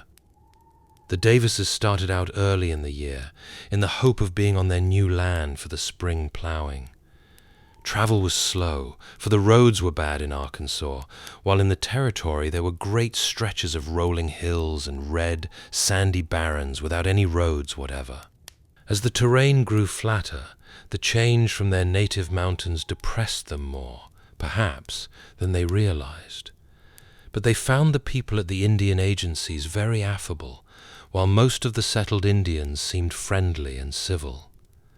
Now and then they encountered a fellow pioneer, with whom crude pleasantries and expressions of amiable rivalry were generally exchanged. Owing to the season, there were not many snakes in evidence, so Walker did not suffer from his special temperamental weakness. In the earlier stages of the journey, too, there were no Indian snake legends to trouble him, for the transplanted tribes from the southeast do not share the wilder beliefs of their western neighbors. As fate would have it, it was a white man at Okmulgee in the Creek country who gave the Davises the first hint of the Yig beliefs, a hint which had a curiously fascinating effect on Walker and caused him to ask questions very freely after that. Before long, Walker's fascination had developed into a bad case of fright. He took the most extraordinary precautions at each of the nightly camps, always clearing away whatever vegetation he found, and avoiding stony places whenever he could. Every clump of stunted bushes and every cleft in the great, slab-like rocks seemed to him now to hide malevolent serpents, while every human figure, not obviously part of a settlement or emigrant train, seemed to him a potential snake-god till nearness had proved the contrary. Fortunately, no troublesome encounters came at this stage to shake his nerves still further. As they approached the Kickapoo country, they found it harder and harder to avoid camping near rocks. Finally, it was no longer possible, and poor Walker was reduced to the puerile expedient of droning some of the rustic anti-snake charms he had learned in his boyhood. 2 or 3 times a snake was really glimpsed, and these sights did not help the sufferer in his efforts to preserve composure. On the 22nd evening of the journey, a savage wind made it imperative, for the sake of the mules, to camp in as sheltered a spot as possible, and Audrey persuaded her husband to take advantage of a cliff which rose uncommonly high above the dried bed of a former tributary of the Canadian River. He did not like the rocky cast of the place, but allowed himself to be overruled this once, leading the animals sullenly toward the protecting slope, which the nature of the ground would not allow the wagon to approach. Audrey, examining the rocks near the wagon, meanwhile noticed a singular sniffing on the part of the feeble old dog. Seizing a rifle, she followed his lead, and presently thanked her stars that she had forestalled Walker in her discovery. For there, snugly nested in the gap between 2 boulders, was a sight it would have done him no good to see. Visible only as one convoluted expanse, but perhaps comprising as many as 3 or 4 separate units, was a mass of lazy wriggling, which could not be other than a brood of newborn rattlesnakes. Anxious to save Walker from a trying shock, Audrey did not hesitate to act, but took the gun firmly by the barrel and brought the butt down again and again upon the writhing objects. Her own sense of loathing was great, but it did not amount to a real fear. Finally, she saw that her task was done, and turned to cleanse the improvised bludgeon in the red sand and dry, dead grass nearby. She must, she reflected, cover the nest up before Walker got back from tethering the mules. Old Wolf, tottering relic of mixed shepherd and coyote ancestry that he was, had vanished, and she feared he had gone to fetch his master. Footsteps at that instant proved her fear well-founded. A second more, and Walker had seen everything. Audrey made a move to catch him if he should faint, but he did no more than sway. Then the look of pure fright on his bloodless face turned slowly to something like mingled awe and anger, and he began to upbraid his wife in trembling tones. "God's sake, Odd, but why'd ye go for to do that? Hain't ye heard all the things they've been telling about this snake devil Yig? Ye'd ought to ha' told me, and we'd ha' moved on. Don't ye know there's a devil God what gets even if he hurts his children? What for d'ye think the Injuns all dances and beats their drums in the fall-about? This land's under a curse, I tell ye. Nigh every soul we've a talked to, since we come in, said the same. Yig rules here, and he comes out every fall for to get his victims and turn 'em into snakes. Why, Ord, they won't none of them Injuns across the Canadian kill a snake for love nor money. God knows what ye done to yourself, gal, a stompin' out a hull brood o' Yig's chillin'. He'll get ye, sure, sooner or later, unless'n I kin by a charm offen some o' the Injun medicine men. He'll get ye, Ord, as sure's there's a God in heaven. He'll come out of the night and turn ye into a crawlin' spotted snake." All the rest of the journey Walker kept up the frightened reproofs and prophecies. They crossed the Canadian near Newcastle, and soon afterward met with the first of the real Plains Indians they had seen. A party of blanketed Wichitas, whose leader talked freely under the spell of the whiskey offered him, and taught poor Walker a long-winded protective charm against Yig in exchange for a quart bottle of the same inspiring fluid. By the end of the week, the chosen site in the Wichita country was reached, and the Davises made haste to trace their boundaries and perform the spring plowing before even beginning the construction of a cabin. The region was flat, drearily windy, and sparse of natural vegetation, but promised great fertility under cultivation. Occasional outcroppings of granite diversified a soil of decomposed red sandstone, and here and there a great flat rock would stretch along the surface of the ground like a man-made floor. There seemed to be very few snakes, or possible dens for them, so Audrey at last persuaded Walker to build the one-room cabin over a vast, smooth slab of exposed stone. With such a flooring and with a good-sized fireplace, the wettest weather might be defied, though it soon became evident that dampness was no salient quality of the district. Logs were hauled in the wagon from the nearest belt of woods many miles toward the Wichita Mountains. Walker built his wide chimneyed cabin and crude barn with the aid of some of the other settlers, though the nearest one was over a mile away. In turn, he helped his helpers at similar house raisings, so that many ties of friendship sprang up between the new neighbors. There was no town worthy the name nearer than El Reno, on the railway 30 miles or more to the northeast, and before many weeks had passed, the people of the section had become very cohesive, despite the wideness of their scattering. The Indians, a few of whom had begun to settle down on ranches, were for the most part harmless, though somewhat quarrelsome when fired by the liquid stimulation which found its way to them, despite all government bans. Of all the neighbors, the Davises found Joe and Sally Compton, who likewise hailed from Arkansas, the most helpful and congenial. Sally is still alive, known now as Grandma Compton, and her son Clyde, then an infant in arms, has become one of the leading men of the state. Sally and Audrey used to visit each other often, for their cabins were only 2 miles apart, and in the long spring and summer afternoons they exchanged many a tale of old Arkansas and many a rumor about the new country. Sally was very sympathetic about Walker's weakness regarding snakes, but perhaps did more to aggravate than cure the parallel nervousness which Audrey was acquiring through his incessant praying and prophesying about the Curse of Yig. She was uncommonly full of gruesome snake stories, and produced a dreadfully strong impression with her acknowledged masterpiece. The tale of a man in Scott County who had been bitten by a whole horde of rattlers at once, and had swelled so monstrously from poison that his body had finally burst with a pop.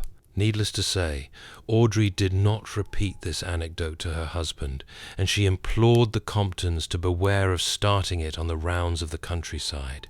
It is to Joe's and Sally's credit that they heeded this plea with the utmost fidelity.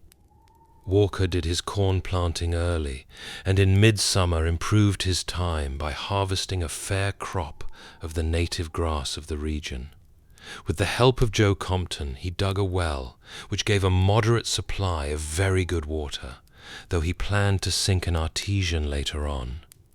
He did not run into many serious snake scares, and made his land as inhospitable as possible for wriggling visitors. Every now and then he rode over to the cluster of thatched conical huts which formed the main village of the Wichitas, and talked long with the old men and shamans about the snake god and how to nullify his wrath.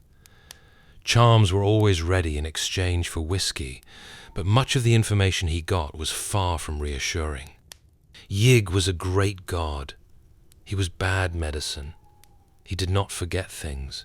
In the autumn his children were hungry and wild, and Yig was hungry and wild too. All the tribes made medicine against Yig when the corn harvest came. They gave him some corn and danced in proper regalia to the sound of whistle, rattle, and drum. They kept the drums pounding to drive Yig away, and called down the aid of Tirawa, whose children men are, even as the snakes are Yig's children. It was bad that the squaw of Davis killed the children of Yig. Let Davis say the charms many times when the corn harvest comes. Yig is Yig. Yig is a great god. By the time the corn harvest did come, Walker had succeeded in getting his wife into a deplorably jumpy state. His prayers and borrowed incantations came to be a nuisance, and when the autumn rites of the Indians began, there was always a distant, wind-borne pounding of tom-toms to lend an added background of the sinister. It was maddening to have the muffled clatter always stealing over the wide red plains. Why would it never stop? Day and night, week on week, it was always going in exhaustless relays, as persistently as the red, dusty winds that carried it. Audrey loathed it more than her husband did, for he saw in it a compensating element of protection. It was with this sense of a mighty, intangible bulwark against evil that he got in his corn crop and prepared cabin and stable for the coming winter. The autumn was abnormally warm, and except for their primitive cookery, the Davises found scant use for the stone fireplace Walker had built with such care.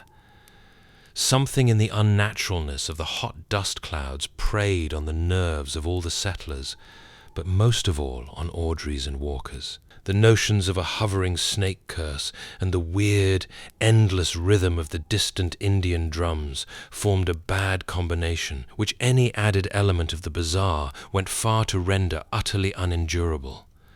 Notwithstanding this strain, several festive gatherings were held at one or another of the cabins after the crops were reaped, keeping naively alive in modernity those curious rites of the harvest home which are as old as human agriculture itself.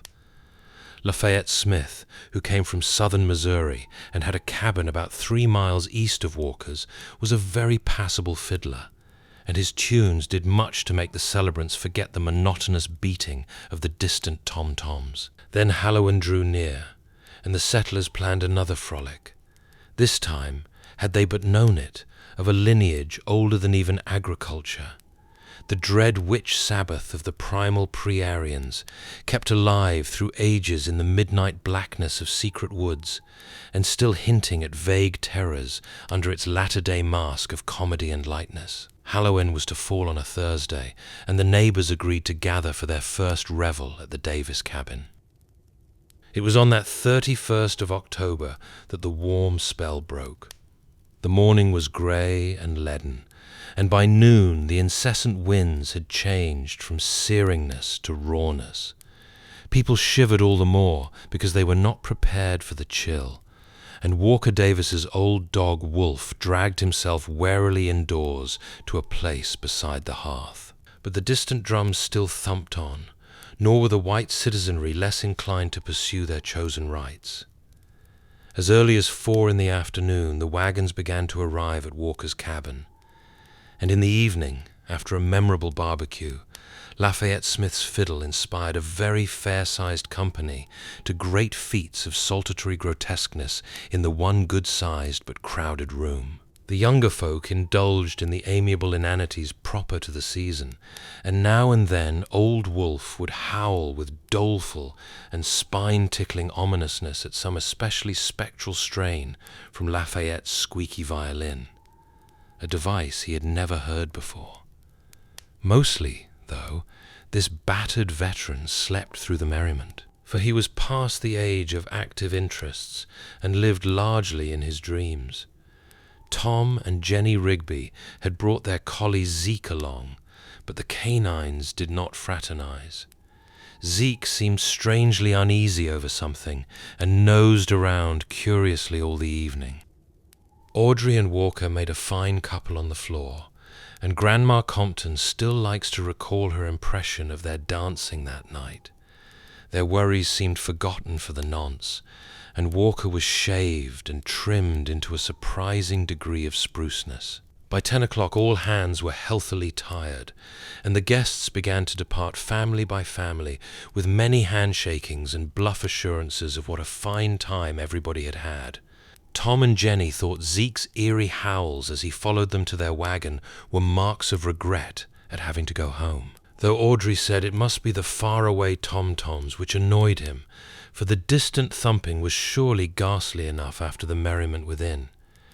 The night was bitterly cold, and for the first time Walker put a great log in the fireplace and banked it with ashes to keep it smouldering till morning. Old Wolf dragged himself within the ruddy glow and lapsed into his customary coma. Audrey and Walker, too tired to think of charms or curses, tumbled into the rough pine bed and were asleep before the cheap alarm clock on the mantel had ticked out 3 minutes.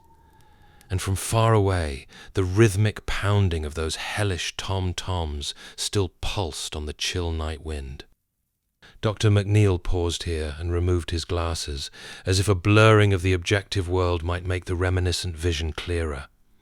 "You'll soon appreciate," he said, "that I had a great deal of difficulty in piecing out all that happened after the guests left.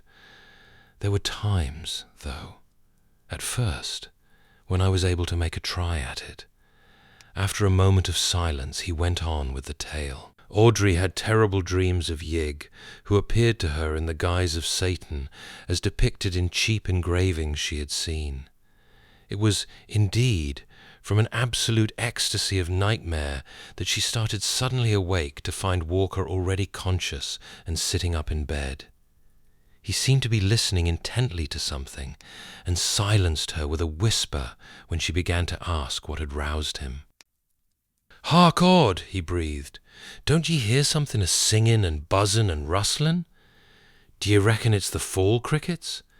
Certainly, there was distinctly audible within the cabin such a sound as he had described.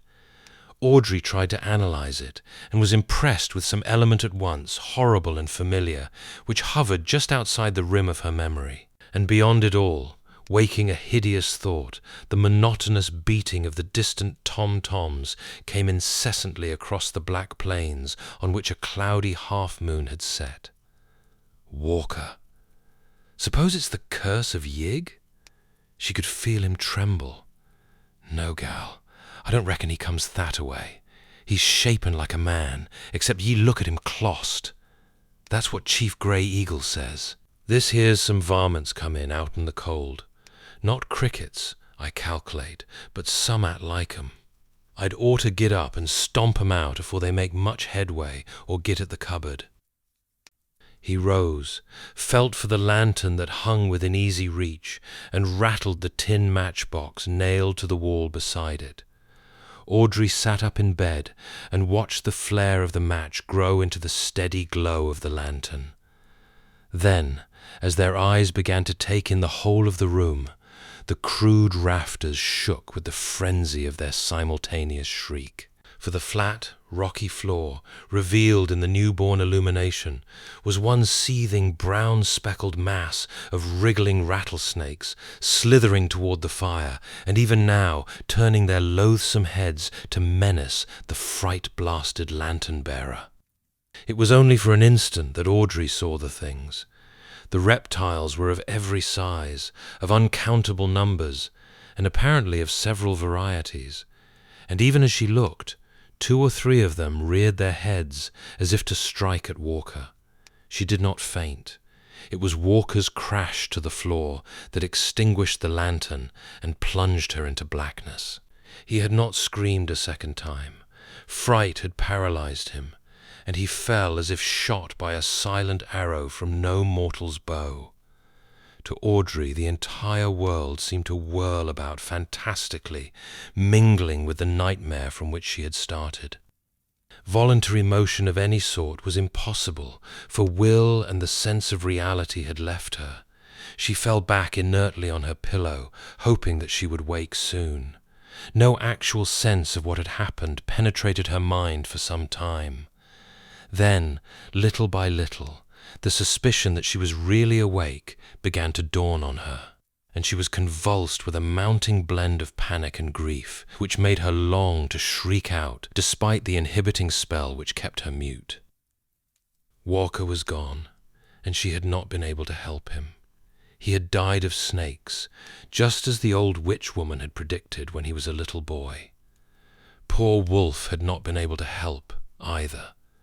Probably he had not even awaked from his senile stupor, and now the crawling things must be coming for her, writhing closer and closer every moment in the dark, perhaps even now twining slipperily about the bedposts and oozing up over the coarse woolen blankets. Unconsciously she crept under the clothes and trembled. It must be the curse of Yig. He had sent his monstrous children on All Hallows Night, and they had taken Walker first. Why was that? Wasn't he innocent enough? Why not come straight for her? Hadn't she killed those little rattlers alone? Then she thought of the curse's form as told by the Indians.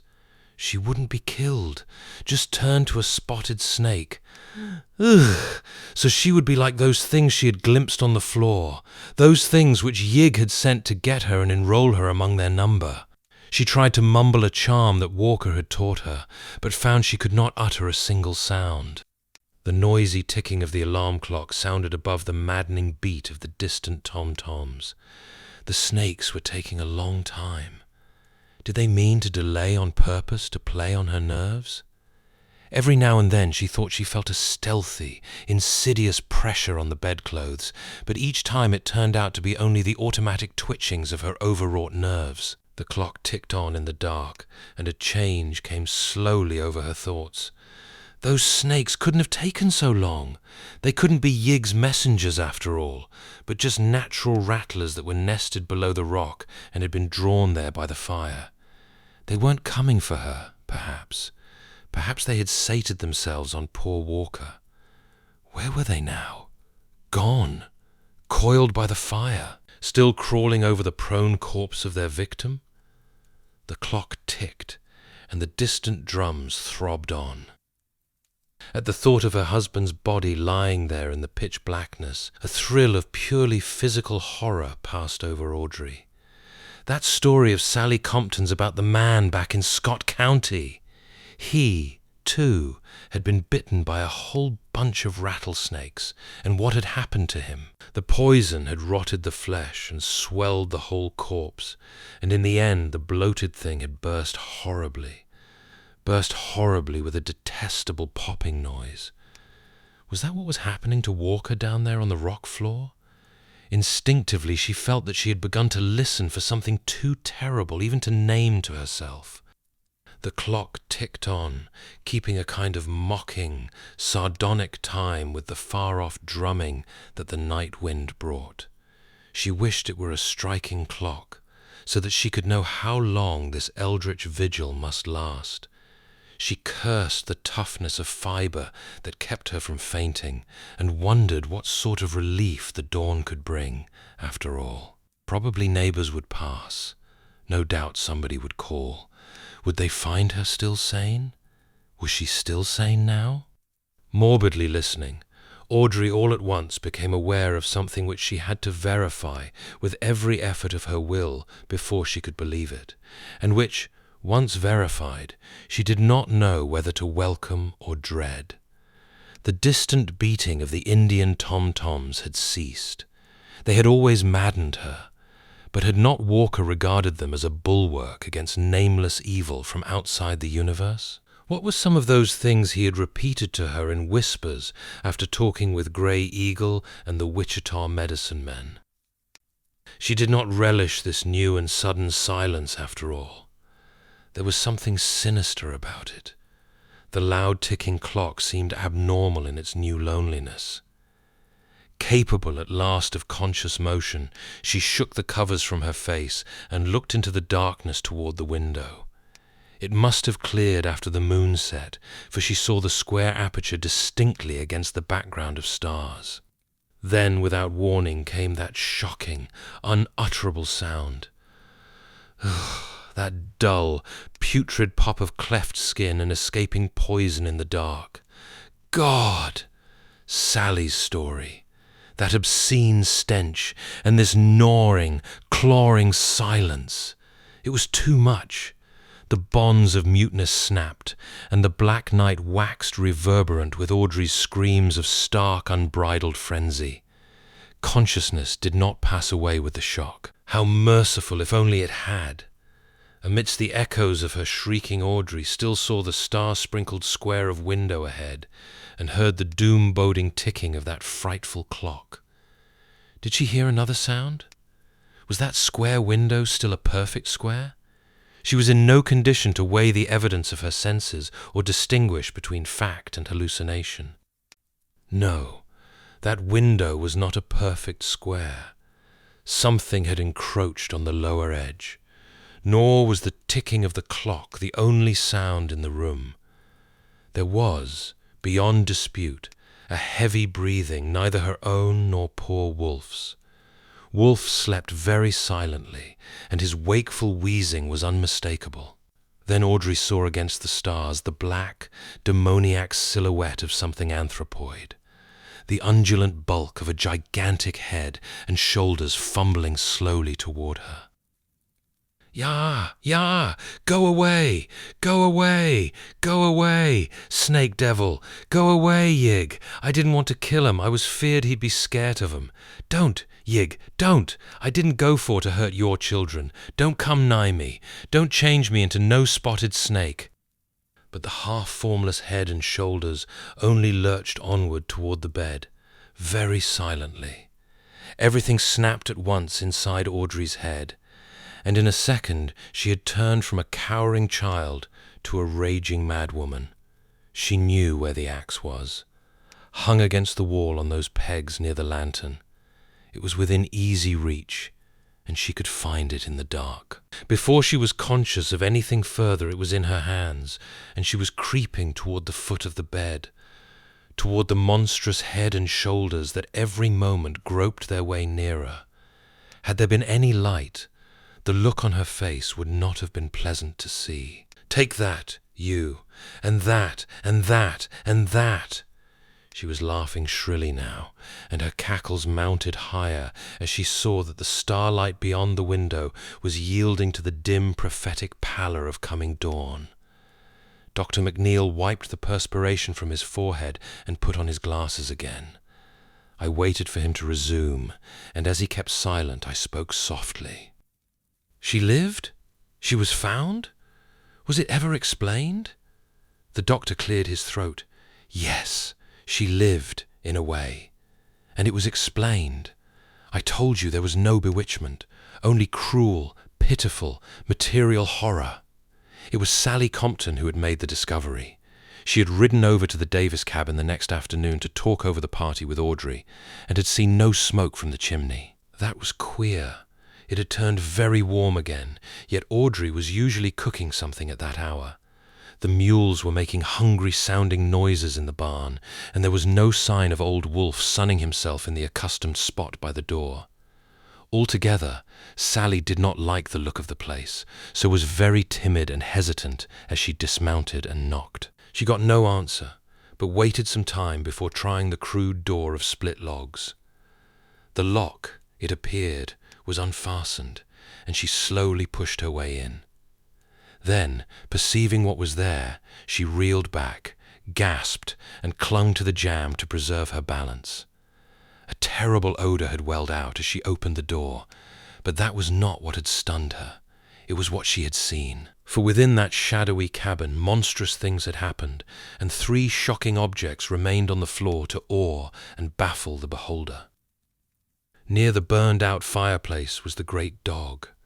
Purple decay on the skin left bare by mange and old age, and the whole carcass burst by the puffing effect of rattlesnake poison. It must have been bitten by a veritable legion of the reptiles. To the right of the door was the axe-hacked remnant of what had been a man, clad in a nightshirt and with the shattered bulk of a lantern clenched in one hand. He was totally free from any sign of snakebite. Near him lay the ensanguined axe, carelessly discarded, and wriggling flat on the floor was a loathsome, vacant-eyed thing that had been a woman, but was now only a mute, mad caricature. All that this thing could do was to hiss and hiss and hiss. Both the doctor and I were brushing cold drops from our foreheads by this time. He poured something from a flask on his desk, took a nip, and handed another glass to me. I could only suggest tremulously and stupidly, "So Walker had only fainted that first time. The screams roused him, and the axe did the rest?" "Yes." Dr. McNeil's voice was low. "But he met his death from snakes just the same. It was his fear working in 2 ways. It made him faint, and it made him fill his wife with the wild stories that caused her to strike out when she thought she saw the snake devil." I thought for a moment. And Audrey, wasn't it queer how the curse of Yig seemed to work itself out on her? I suppose the impression of hissing snakes had been fairly ground into her. Yes, there were lucid spells at first, but they got to be fewer and fewer. Her hair came white at the roots as it grew, and later began to fall out. The skin grew blotchy, and when she died... I interrupted with a start. "Died? Then what was that thing downstairs?" McNeil spoke gravely. "That is what was born to her 3/4 of a year afterward. There were 3 more of them. 2 were even worse. But this is the only one that lived."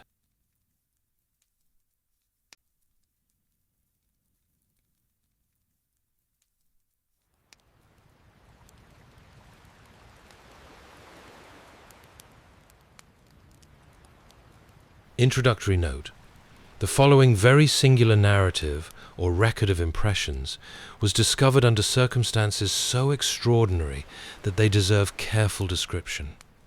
On the evening of Wednesday, August 27th, 1913, at about 8:30 o'clock, the population of the small seaside village of Potawatomi, Maine, USA, was aroused by a thunderous report accompanied by a blinding flash, and persons near the shore beheld a mammoth ball of fire dart from the heavens into the sea, but a short distance out, sending up a prodigious column of water. The following Sunday, a fishing party composed of John Richmond, Peter B. Carr, and Simon Canfield caught in their trawl and dragged ashore a mass of metallic rock, weighing 360 pounds, and looking, as Mr. Canfield said, like a piece of slag.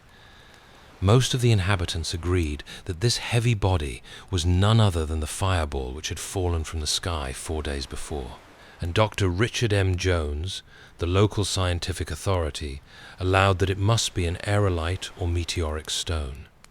In chipping off specimens to send to an expert Boston analyst, Dr. Jones discovered embedded in the semi-metallic mass the strange book containing the ensuing tale, which is still in his possession.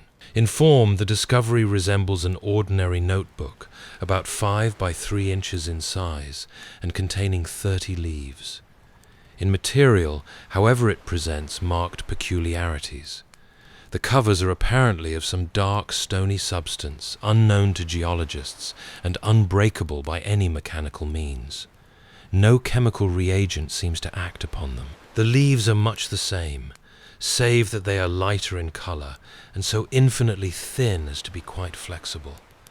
The whole is bound by some process not very clear to those who have observed it, a process involving the adhesion of the leaf substance to the cover substance. These substances cannot now be separated, nor can the leaves be torn by any amount of force. The writing is Greek of the purest classical quality, and several students of paleography declare that the characters are in a cursive hand used about the 2nd century BC. There is little in the text to determine the date.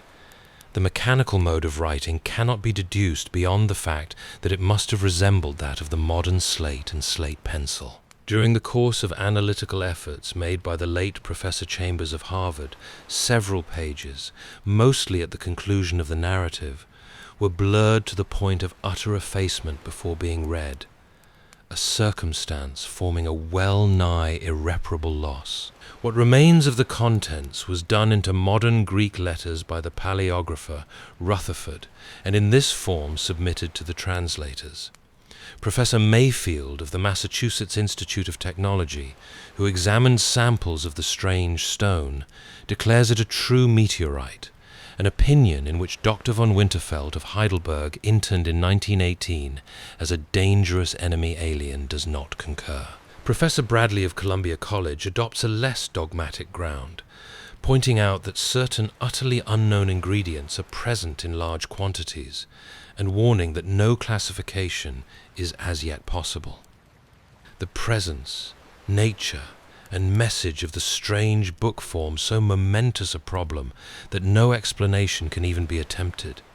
The text, as far as preserved, is here rendered as literally as our language permits, in the hope that some reader may eventually hit upon an interpretation and solve one of the greatest scientific mysteries of recent years. It was a narrow place, and I was alone. On one side, beyond a margin of vivid waving green, was the sea, blue, bright, and billowy, and sending up vaporous exhalations which intoxicated me.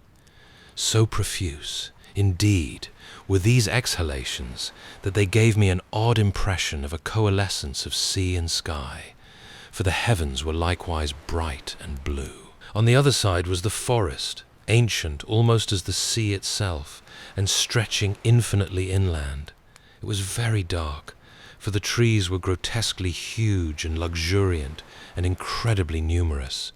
Their giant trunks were of a horrible green which blended weirdly with the narrow green tract whereon I stood. At some distance away, on either side of me, the strange forest extended down to the water's edge, obliterating the shoreline and completely hemming in the narrow tract.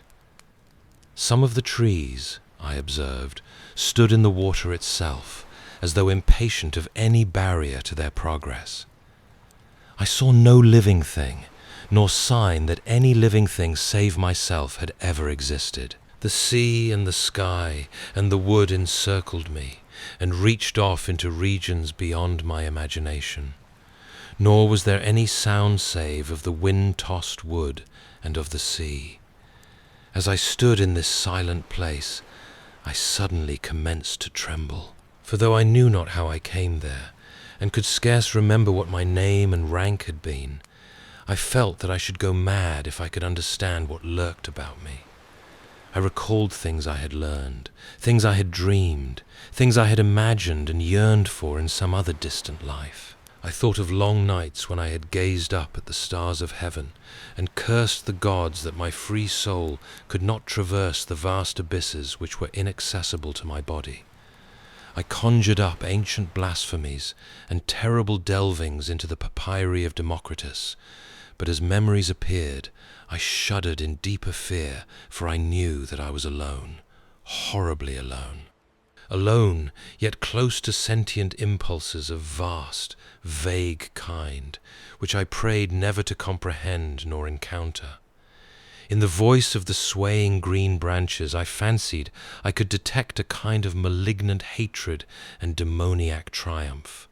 Sometimes they struck me as being in horrible colloquy with ghastly and unthinkable things which the scaly green bodies of the trees half hid from sight but not from consciousness. The most oppressive of my sensations was a sinister feeling of alienage. Though I saw about me objects which I could name, trees, grass, sea, and sky, I felt that their relation to me was not the same as that of the trees, grass, sea, and sky I knew in another and dimly remembered life. The nature of the difference I could not tell, yet I shook in stark fright as it impressed itself upon me. And then, in a spot where I had before discerned nothing but the misty sea, I beheld the Green Meadow, separated from me by a vast expanse of blue rippling water with sun-tipped wavelets, yet strangely near.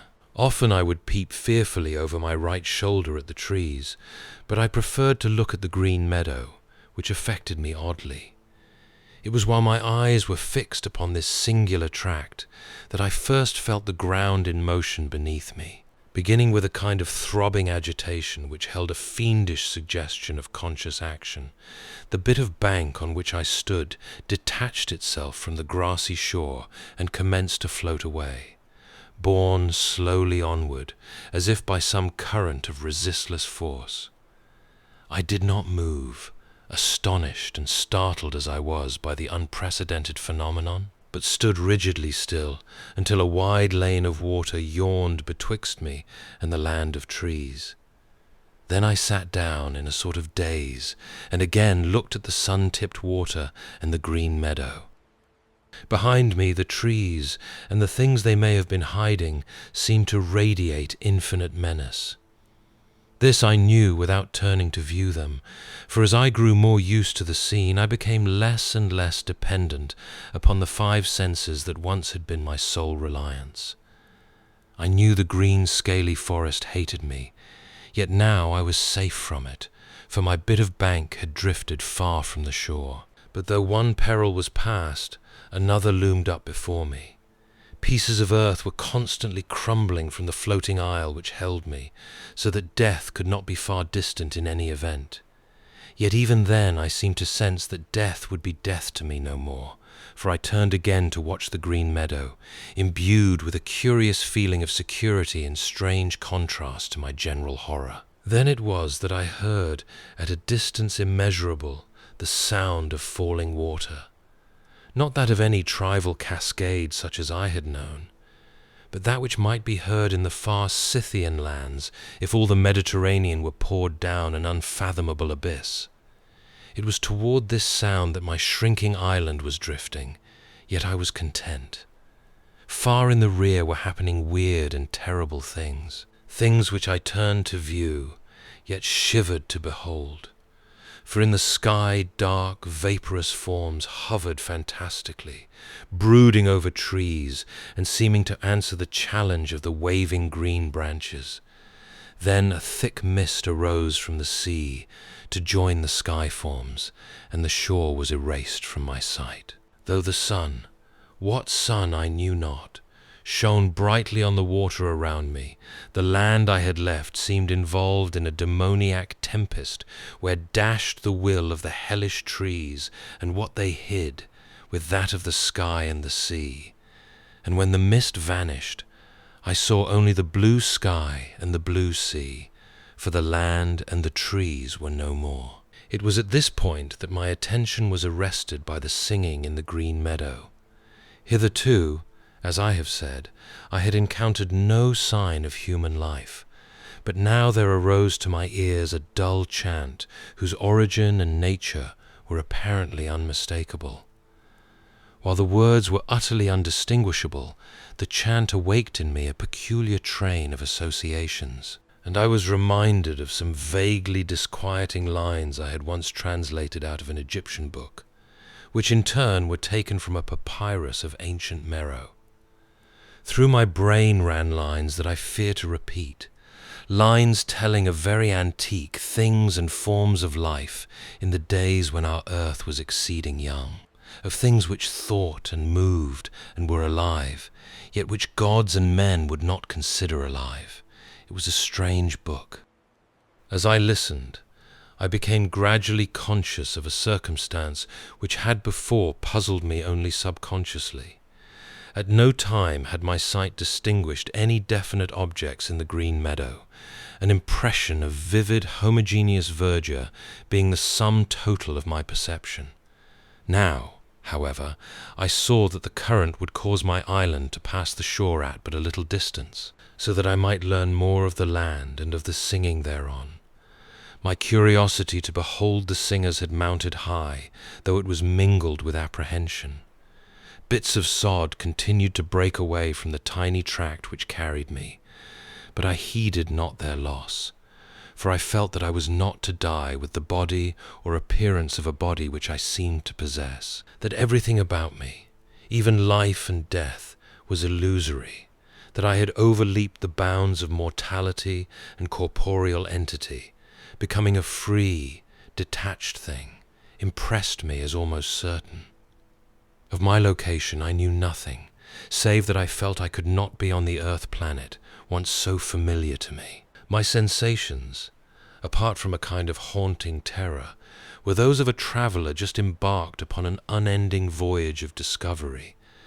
For a moment I thought of the lands and persons I had left behind, and of strange ways whereby I might some day tell them of my adventurings, even though I might never return. I had now floated very near the Green Meadow, so that the voices were clear and distinct. But though I knew many languages, I could not quite interpret the words of the chanting. Familiar they indeed were, as I had subtly felt when at a greater distance, but beyond a sensation of vague and awesome remembrance, I could make nothing of them. A most extraordinary quality in the voices, a quality which I cannot describe, at once frightened and fascinated me. My eyes could now discern several things amidst the omnipresent verdure rocks, covered with bright green moss, shrubs of considerable height, and less definable shapes of great magnitude, which seemed to move or vibrate amidst the shrubbery in a peculiar way. The chanting, whose authors I was so anxious to glimpse, seemed loudest, at points where these shapes were most numerous and most vigorously in motion. And then, as my island drifted closer and the sound of the distant waterfall grew louder, I saw clearly the source of the chanting, and in one horrible instant remembered everything. Of such things I dare not tell, for therein was revealed the hideous solution of all which had puzzled me, and that solution would drive you mad, even as it almost drove me. I knew now the change through which I had passed, and through which certain others who once were men had passed, and I knew the endless cycle of the future which none like me may escape. I shall live forever, be conscious forever, though my soul cries out to the gods for the boon of death and oblivion. All is before me. Beyond the deafening torrent lies the land of Stethalos, where young men are infinitely old. The Green Meadow. I will send a message across the horrible, immeasurable abyss. At this point the text becomes illegible.